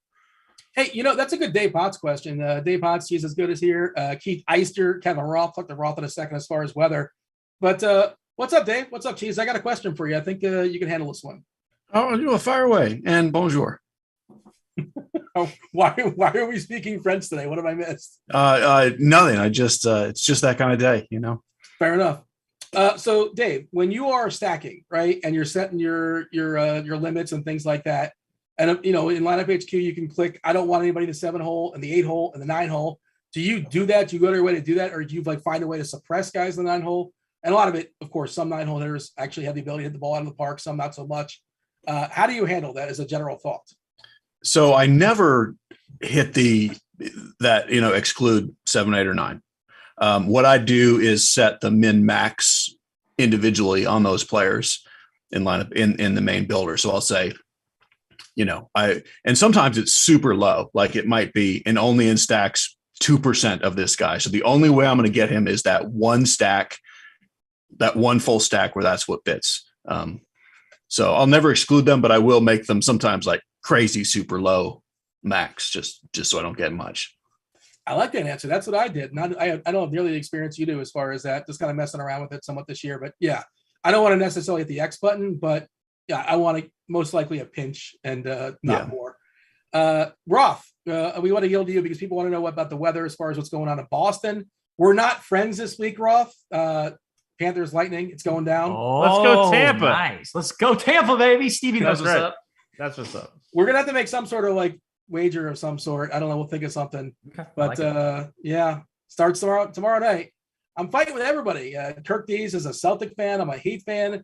We're going to be scrapping. Nobody likes our South Florida teams. I saw Andre in chat earlier bringing some backup there for Miami Heat fans. But yeah, Roth, I'm not sure if you got the memo. I was talking to the producers earlier. Yeah. Roofs are open today in Toronto and in Milwaukee. Mm-hmm. Do we have emergency forecast, not for precipitation necessarily, but as far as wind and temperature and all that? Yeah. Is that stuff available? Are you on it? Sure. Yeah. I've got it. I've got that readily available. I would say in general that Milwaukee looks like better hitting conditions as far as just weather, just based purely on weather, than it does in Canada. In Toronto, the temperature's in the mid to low 60s. Winds are blowing in gently from left, like 10 miles per hour or less. Whereas in Milwaukee, the temperature's in the low to mid 70s. So it's a little bit warmer there. And then the winds are actually blowing out in Milwaukee. So I don't have data on how those winds swirl through the open dome and, impact play level. But in general, I would say I like the hitting weather in Milwaukee more. Fair enough. Appreciate it. And we're just going to step aside and make way for you to knock out what's going on in Boston, anywhere else. And the FanDuel Crunch Time, sponsored by FanDuel, starring Chief Meteorologist Kevin Roth, Dave Potts, Cheeseisgood, and Keith Eyster. It starts now. Myself, Tim, and Stevie. We're going stage left. Thanks for watching. Crunch Time. Go. Excellent stuff. As always, he said we're not friends anymore this week, but I think he's so lovable. We're still friends. FanDuel, this is your sponsor read. It's important here. Check out the FanDuel 150K Monday MLB Squeeze Contest, 30K to first, $5.55 to enter. That's like how much it costs to get a drink at Starbucks, and you can win 30K to first. New users also sign up for the FanDuel Sportsbook. If you are in a legal sports betting state, you get a risk-free bet up to 1K, and you get that bonus just after your first bet. You don't have to play through it 9 times or something crazy. And of course, they help us get this content, this information, this show out to you for free. So if you're watching on that YouTube, give us a little like, give us a little subscribe, sign up for Rotogrinders Premium because we got the best in the biz. Speaking of which, 2 of those gentlemen here with me today. One, Mr. Cheeseisgood, I've already heard from. Cheese, how are you? I'm doing fine. Oh yeah, bonjour. Indeed. Had started the day with a little croissant today, so it's a Pepe kind of day. I have been. If you cut the croissant in half and put it in the toaster, and it gets crispy and buttery, highly recommend it. Absolutely. We got the Iceman as well. Keith Eyster, what's up, Ice? Not a whole lot. Pretty weak pitching slate ahead of us here. A couple of good offenses. Big slate, 10 games. We did lose one to the weather, but I think pitchers push it back a day, see if someone comes back. I mean, right. There's really not much more to it. It makes sense to me. All these Mets fans. So that's what STL Card said. I retweeted it. all these Mets fans were sliding into my DMs and my replies like, "You're an idiot. They just don't want to play in a tornado." There's no the game would be fine. Like I promise you, it would have played. But let's talk about the games that we still do have left. One is Baltimore. That's fine. The rain's already cleared out of Baltimore. The other is Boston. And there is this healthy line of storms moving into Boston, and it will likely arrive, I would guess, 8:30-ish, like kind of middle of the game. If I had to pick a time, middle of the game, or maybe slightly later than that. The latest forecast models actually fade this line out as it moves in. So I think there's a chance that we could avoid the delay entirely. I still think it's more likely that we get clipped with a little delay. I think I feel pretty confident in bats. I would not fade bats in any format. Pitchers, I did get a few questions about people wanting to play pitchers there. And I think I do it in a GPP between the chance that you get 6 or 7 innings and then a delay and you're good, or the chance that this broken line, you just get a good section of the line and you don't even need a delay. I don't think it's crazy. Does that work for you guys? If you're doing a tournament pitcher there, he's a 5-inning guy anyway. And honestly, he's one of those, like the only reason you're playing him is you think he might get 8 strikeouts in 4 innings. Like a delay doesn't even really hurt you there. And to me, I'm not using any pitchers at all, but that doesn't really hurt Whitlock, what you've said. Okay, good. Ice, does that work for you? That little update there? Yeah, that works. I'm only interested in bats there. So that sounds all good to me. Yeah, I don't really see any reason. There's a low chance that they delay it and then just call the game in the 6th or 7th. But that would be if they like had the fortitude of what we saw in New York, where they're just trying to wave the white flag. Like they can easily get this game in, and I expect that they will. All right, enough of that. Did I tell you I started my day? Yeah, well, yeah, I mean, you mentioned it on the weather page there. Yeah, good Lord, it was like 12 straight hours of vomiting. But I'm back. I feel pretty good. You look great. Thank you. Yeah. My wife was like, "Wow, you look pretty decent." I don't know how, but I'm back. The families pulled themselves together, and we got to chop up this slate. So, Cheese, let's hear it. General outlook on this slate. What are your thoughts? Yeah. So the Giants and Coors Field, underpriced on DraftKings. However, there's also a lot of other really good offense. So while the Giants are the chalk and the best team and the highest projected total, it's not like a all in on the Giants. It's not like a 50% owned on the Giants. Like it's just like they're the top of a really good top tier and not just oh my goodness, this is everything. Mm-hmm. Keith already mentioned the pitching is really bad. We'll talk about it, but I have a very small pitching pool that's not even very good. It's just but we all have the same slate. And I'm fine with what should be massive Severino chalk. I'm totally fine with it. All right. You want to talk about just the pitchers in general for us? Yeah. So Freddie Peralta and Luis Severino are kind of it. Severino is underpriced. I think on FanDuel, I only have 80% Severino. I think 100 is totally viable, not because he's amazing, but because everyone else that's more expensive than him is not any better, and he has the better matchup. And then you don't really need more salary on FanDuel to go cheaper. He's just not really good enough that you want to be all in on him. So, get a little Peralta if you can afford him. I think Noah Syndergaard is fine to spend up on, although he's overpriced. Kikuchi, John Gray, Chris Archer, those are the FanDuel names, but you don't want it. DraftKings, you do need 2 pitchers, and Peralta Severino does limit your bats. Again, Syndergaard is fine there if you just kind of have money, but not quite enough for Peralta. Zach Logue is also fine if you have money, but not enough for Peralta. Otherwise, I'm playing mostly Kikuchi and Bradish. They're not great, but they're cheap.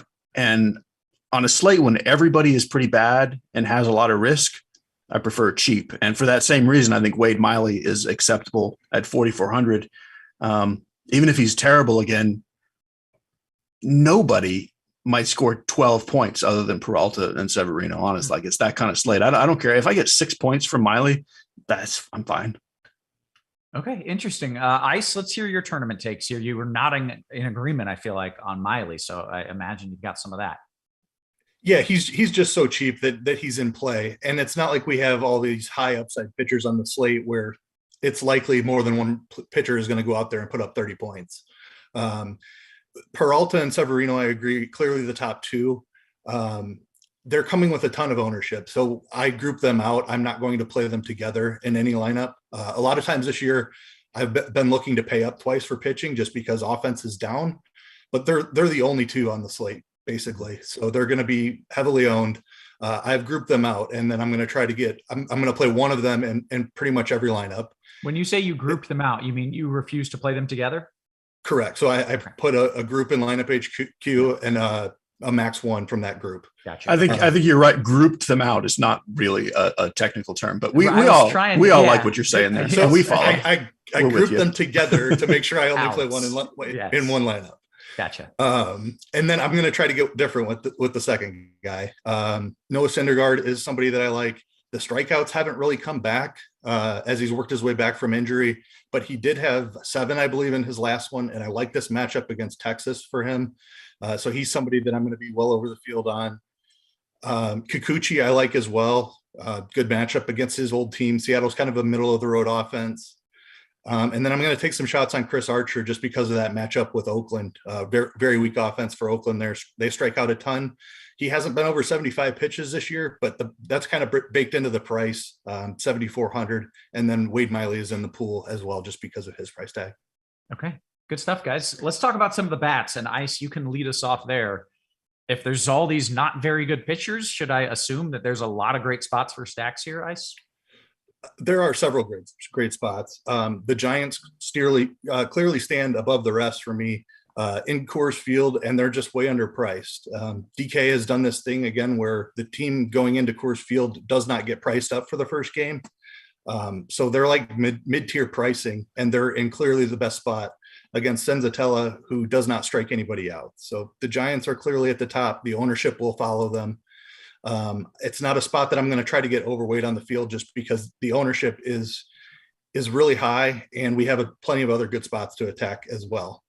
Some of those spots I like. The Dodgers are against Bumgarner, who just is not the pitcher that he once was.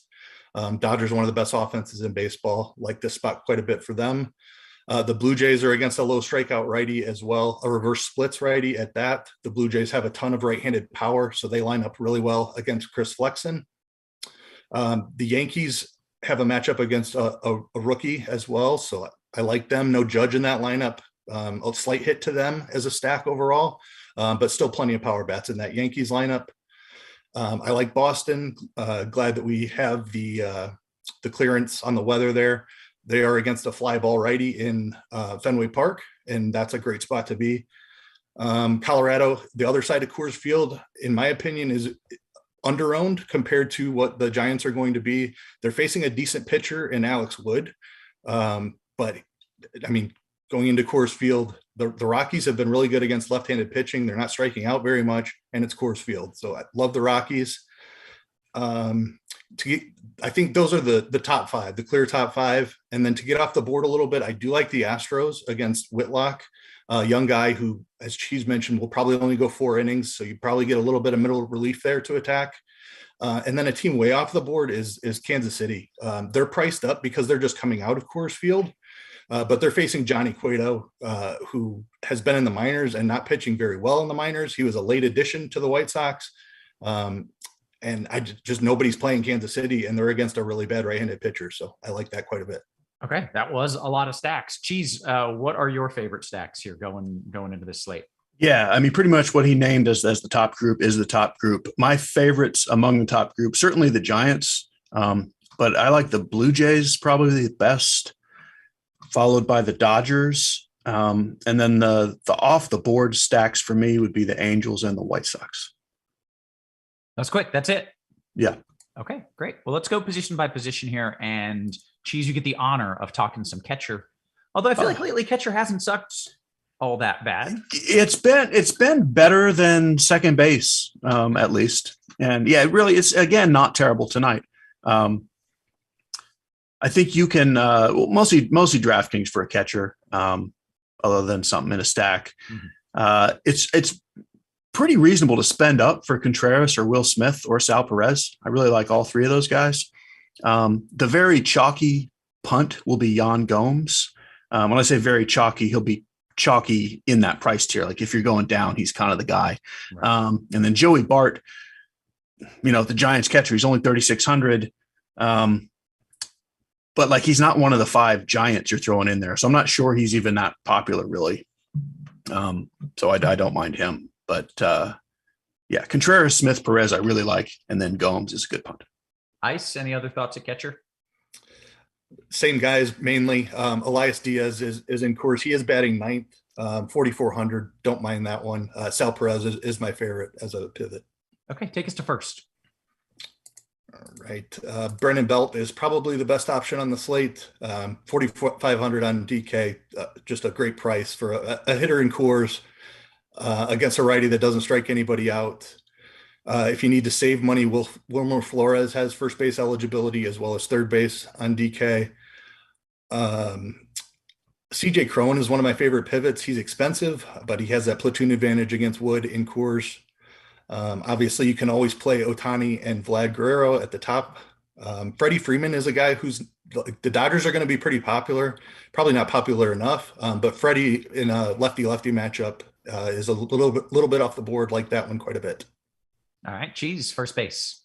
Yeah, like Belt will probably be the most popular player on the slate, and he should be. But I really love Vlad Guerrero, and I actually have more Guerrero than Belt. I don't feel great about it, but I do, and I do love Vlad. Otherwise, you're just kind of goofing around. Like definitely Freeman and Cron are both interesting plays. Freeman more so in a stack. Cron is fine on his own. A sort of strange DK situation again would be the Brewers pricing.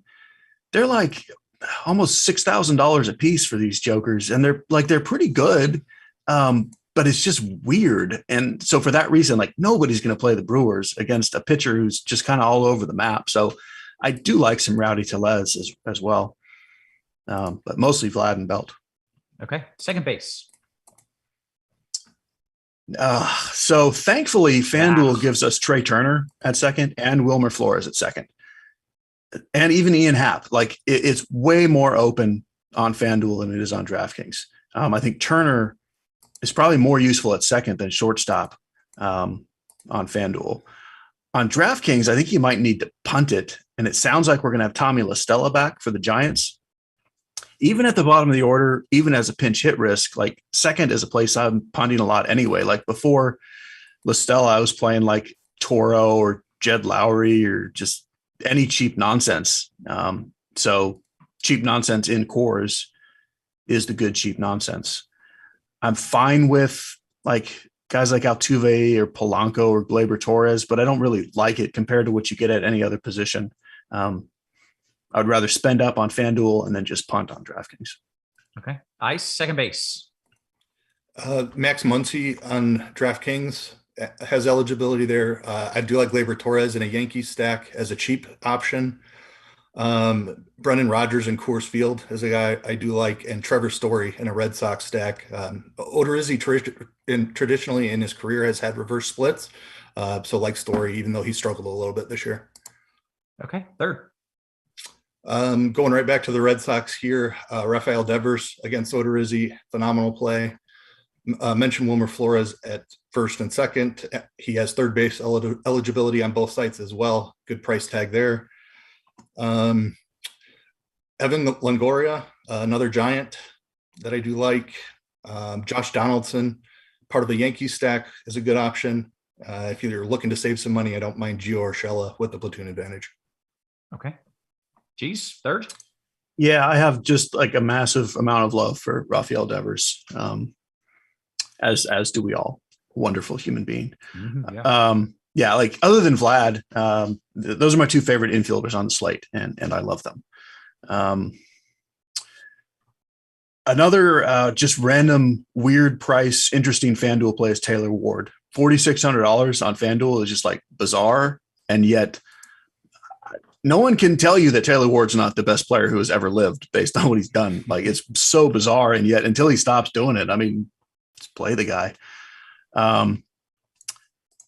Yeah, the Giants guys are a little too cheap everywhere. This is a place you probably are going to use one. I kind of like Moncada as well. I kind of like Brian Hayes and Alex Bregman, but not really. So this is a place I really want to spend up if I can and get as much Devers as possible. Okay, that brings us to the old shortstop. Yeah, Trey Turner's expensive. Trey Turner is good. On DraftKings, Brandon Crawford will be much chalkier because he's just so much cheaper. The guy I really like is Bo Bichette. Kind of spending up in between Turner and Crawford to get a little different. You can say the same thing for Bogarts and Tim Anderson, like and Corey Seager. Like, all these guys are pretty good. Kind of a little pricey for the slate. But mostly I like Turner or Crawford, like probably everybody will. With Bichette as my clear other guy. Everything else is just kind of throw it in if you're playing around with salary or just want to get different. Nice. Shortstop thoughts.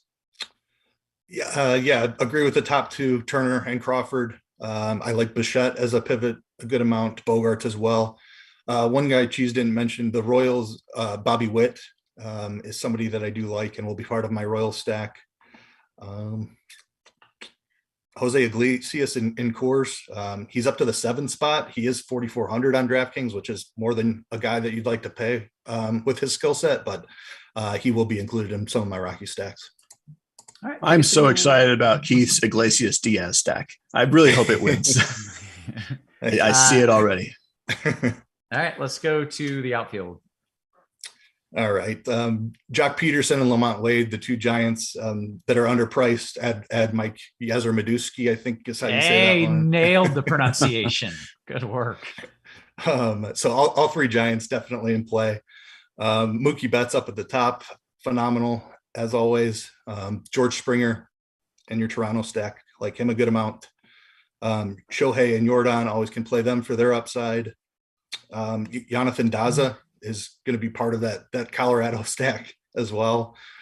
Teoscar Hernandez in a good spot, obviously, as the Blue Jay stack. Joey Gallo still underpriced, huge power, and I'll just keep chasing the home runs there, as well as with Stanton. Okay, easy enough. Cheese, your favorite outfielders? Yeah, all those expensive guys are fantastic. I love Trout and Ohtani. I love Alvarez. I love Stanton. I love Springer. I think Buxton's the guy who goes a little overlooked tonight because he's playing in Oakland. Don't overlook Buxton. I don't really like Betts outside of Dodgers stacks. I mean, it's certainly fine, and but I don't like him quite as good as those other names I mentioned. Yeah, the Giants trio, it's all a little too cheap, and it's all pretty chalky. One or two of those guys probably gets pinch hit for, but who knows when and who knows which one. It's such a weird mess the way the Giants do it, and with so many moving parts. I don't love playing loads of them outside of stacks for that reason. I would rather play like Teoscar Hernandez and JD Martinez type guys as those mid-range upside outfielders. There's plenty of cheap things you can do. You can always do the Joey Gallo thing. You can play. There's cheap like Twins and A's kind of hanging around on DraftKings, like Kyle Garlick and Seth Brown are always kind of hanging around. If you like Eli White is hitting leadoff and he's free. None of these guys are amazing, but they're there if you need them. Okay. Gives us a little more than 10 minutes here for some QQs. Ice, Keith, anything you want to add before we start diving into these and breaking them down? Nope. I think we covered it. Feel good about it, Cheese? You feel good about where you're at? Oh, I feel really great about it. Trey Ball? Oh, DKGPP, let's get this going. Cheese, I am assuming a Peralta Severino pairing with a Giant stack will be chalky. How would you make it different, or would you? That's definitely the chalk bill, and it's a little too easy to make.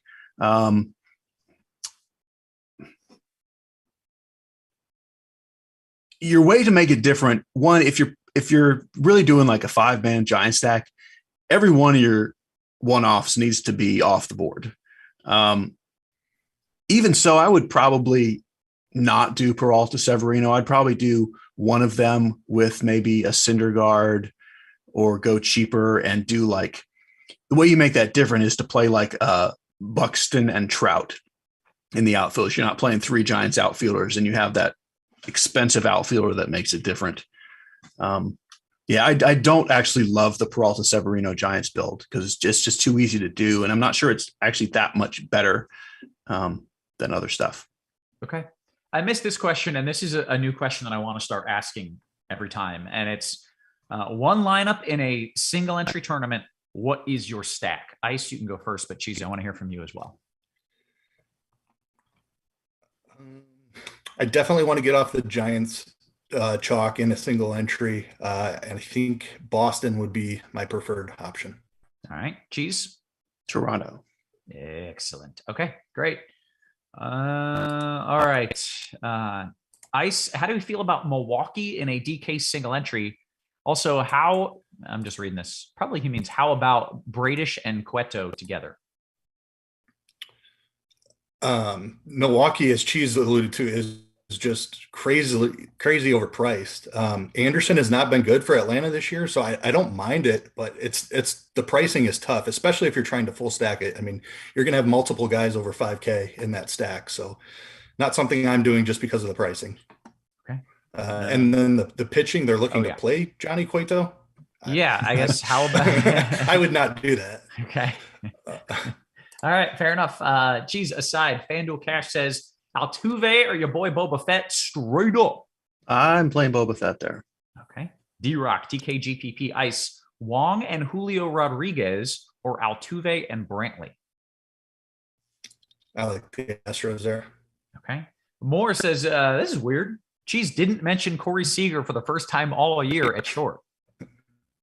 I did mention him as a leftover, but he was kind of like the last trailing thought after that group. Like, yeah, it is weird. I do respect Syndergaard, and I really don't like any other Rangers. And so, yeah, it does very much leave him out. And I agree, it is weird. Okay. Because he's amazing and I love him. You do, yeah. All right. Sherman's thanks. FanDuel Cash, Teoscar or Benintendi, Ice? Teoscar. Let's see. FanDuel Cash, Cheese, Turner, that's Jay Turner and Trout, or Devers and Betts? Ooh, good one. Devers and Betts. Okay. Achilles, DK, single entry and 3 max. Ice, you want Peralta and La Stella or Severino and Rogers? I'll go Severino Rogers. Meansy says, am I the only one who thinks of Zoolander when we hear the way we pronounce Kyle Garlick? No, you can garlic my next question. JMVP, DK single entry. What is a better one-off, Moncada or Wisdom, Cheese? Actually, love them both. I like Wisdom. I like a lot of kind of random Cubs one-offs. Mm-hmm. Joe Cole, FanDuel GPP. Any interest in Alex Wood? Is Alex Wood, has he been pitching for like 20 years? Do I know him, or am I thinking of someone else? Oh, he's been around. Okay. That is who I'm thinking of. 20 years, but he's been around a good one. Yeah. No, I like the way Colorado lines up against him quite a bit. I mentioned their low strikeout rates, and just going into Coors Field, I don't mind it on FanDuel. He's cheap on FanDuel. He's overpriced on DraftKings. I don't think you need to mess around with it. If you want to take a shot, FanDuel would be the place to do it. Great. DKGPP, Cheese, in a full Giant stack, which righties would you sprinkle in between Flores, Longo, and Bart to make it a little bit different? Flores. Okay. I thought you were sprinkling in righties between those guys, but he meant out. Those are the righties, yeah. Gotcha. Thank you. Aside, what are your thoughts on Witt as a cheapie in FanDuel Cash in 2022? Cueto just blows. So we did. Yeah, I like the Royals. I like the Royals stack a good amount. I don't know that they're cash options just because they're probably like 6th on my list. But if he fits and you like everything else, I'm fine with it. Okay. CLT says, hey, Cheese, does a White Sox stack look good to you? Slate IQ likes it. Weather Edge likes the weather portion of it. Any interest? I have very much interest. I like it a lot. Ooh, excellent. Okay. Steve-O, this is a good question. It says, I've got 100% Gonsolin tonight on DK. Other than a possible quick hook, why is he projected for 2%? Ice, any interest there? And, he's over 10K and he's not going to go more than 5 innings, more than likely. So you need An multiple upside strikeouts issue? per inning. Yeah. I would Severino, yeah, go ahead. I was just like, Severino has so much more upside and he's significantly cheaper. That's the reason why, but Cheese, you want to add to that? Yeah, it's not even a possible quick hook. It's like a guaranteed quick hook. It's totally fine to play him because of the slate.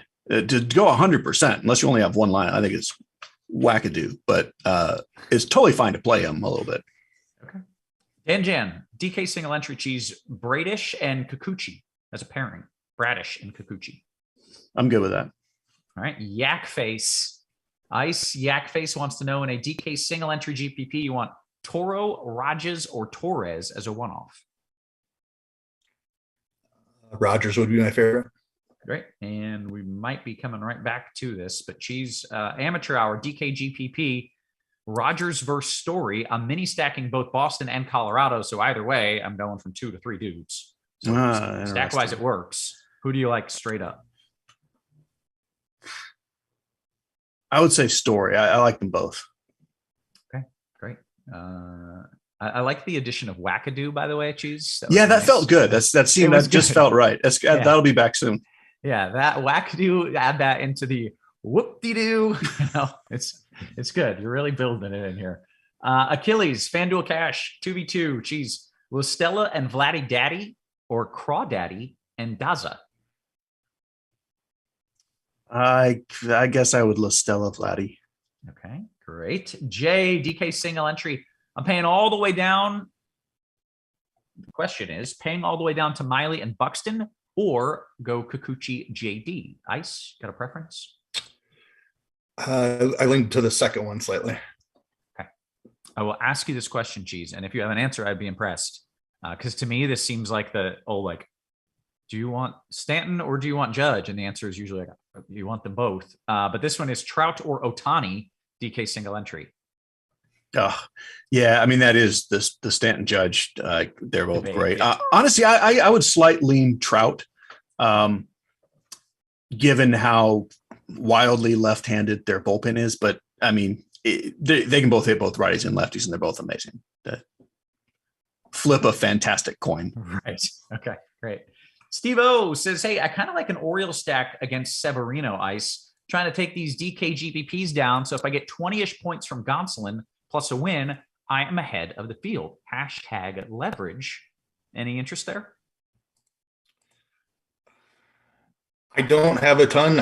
Baltimore's not very good. I think Severino is kind of finding his form and kind of reverting back to where he was a couple of years ago. So I think he's a really good pitcher. Not something I'm doing, but you're certainly getting leverage there. You already have, just playing Gonsolin instead of Peralta and Severino, you already have so much. That's not even leverage. That's just you have what everyone else doesn't have. You don't even need Severino to get blown up to win that. If you get 20 and Severino gets 10, you'd rather have a better stack, I think. Okay, good answer. Raj says, hey, Cheese, hope all is well. Raj is so nice. DK GPP large tourney, final 2 pieces with a Toronto stack. I'm a little stuck here. Collins and K. Brian Hayes, or Gomes and Chapman? Yeah, so I really like Gomes and Chapman a little better. I think we have the same lineup. Congrats on the win. Because I had that same situation. Yeah. Okay. Matt Hack says, Ice, is it weird that the Giants are the only lineup not out yet? Is there shenanigans afoot?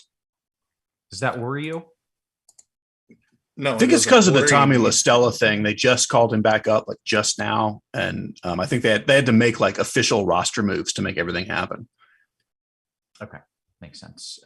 Jay Sam says, hey, Cheese, I heard you say you like the White Sox. Who would be your top guys from there, salary included?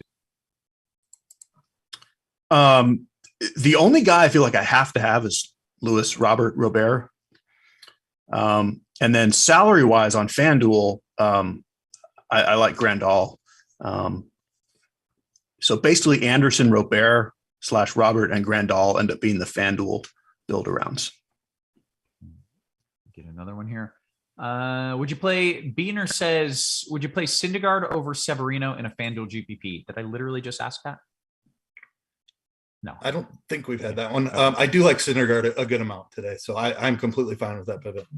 All right. Hold on, we got a Giants lineup. Oh, okay. La Stella is in. The different part is Flores is out for Estrada, which probably will change some builds. So keep an eye on that if you had Flores in. Okay. Someone asked me about weather edge in the Kansas City game. Does it favor bats? A little bit. It likes it a little bit. It's warm. It's in the 70s. Light wind blowing out. It's fine.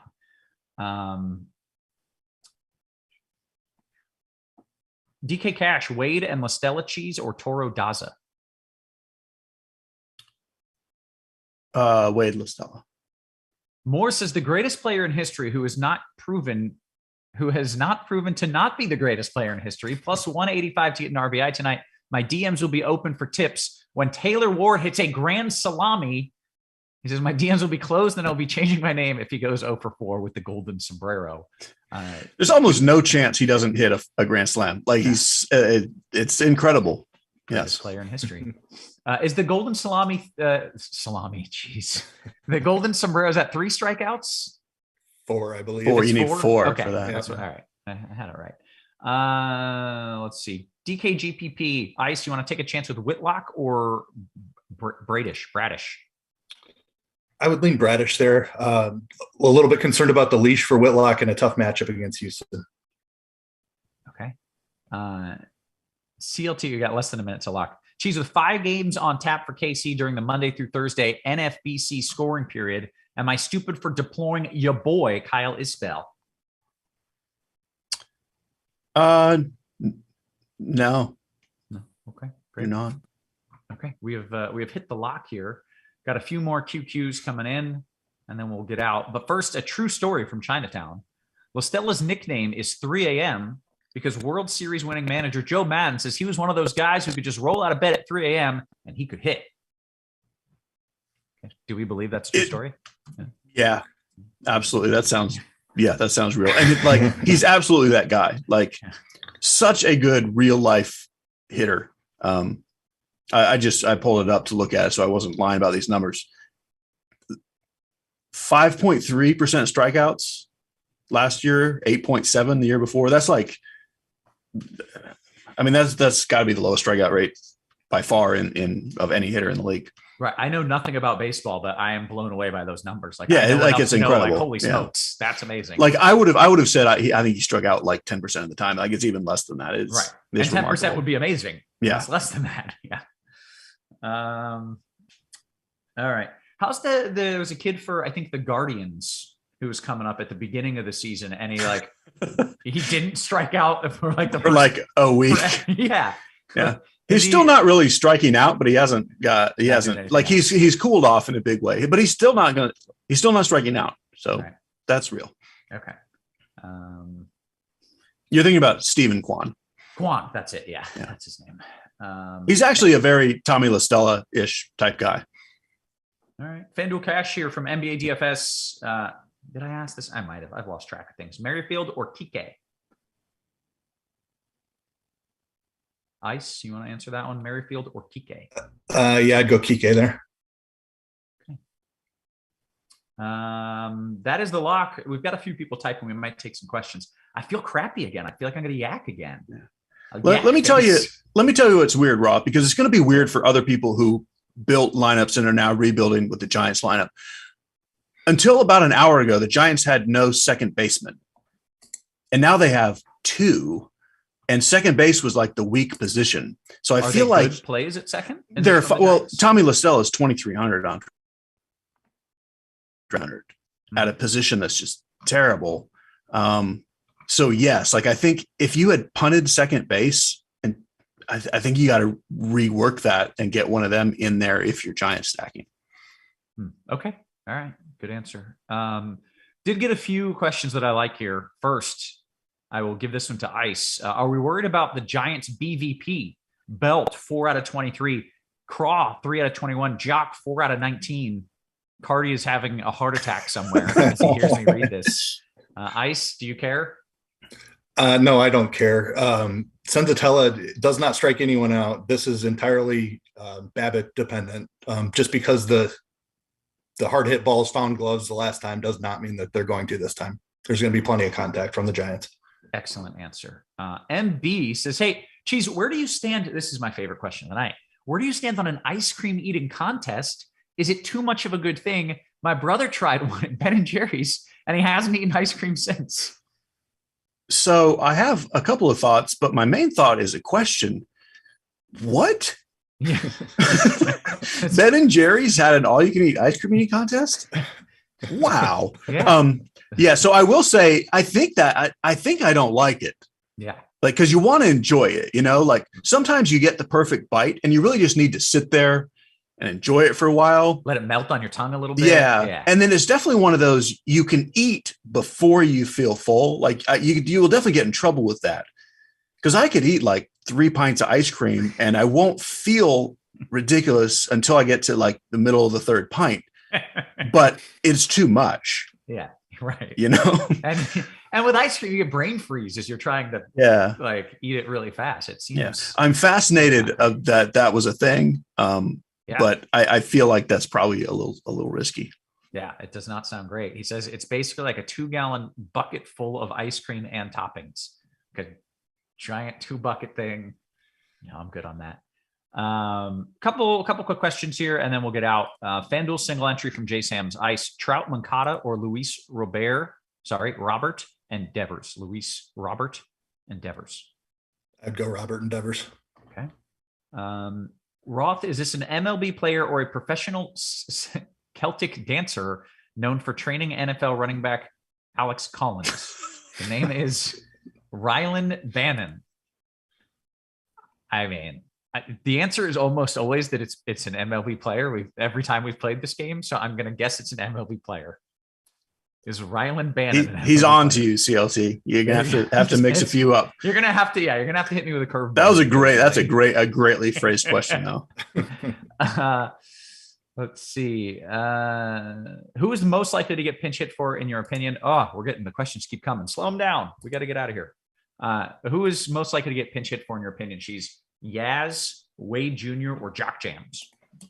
It's such a random guess with this team because it's a matter of like whoever's at bat when the lefty comes in. Like they're not going to plan it one way or another. Like that's the problem. If you need me to guess, I'll say Jock 1, Wade 2, Yaz 3, but it's really totally dependent on who happens to be at bat with a guy on second when the lefty comes in. Okay. GD says DK GPP Ice. You want Yaz Madusky or Wade? Give me Wade. Holden says, you coming in late for cash Dodgers? Coming in late. Oh, he's coming in late. Jesus. He's coming in late. So cash, if you're playing cash on DK, you want the Dodgers or the Red Sox?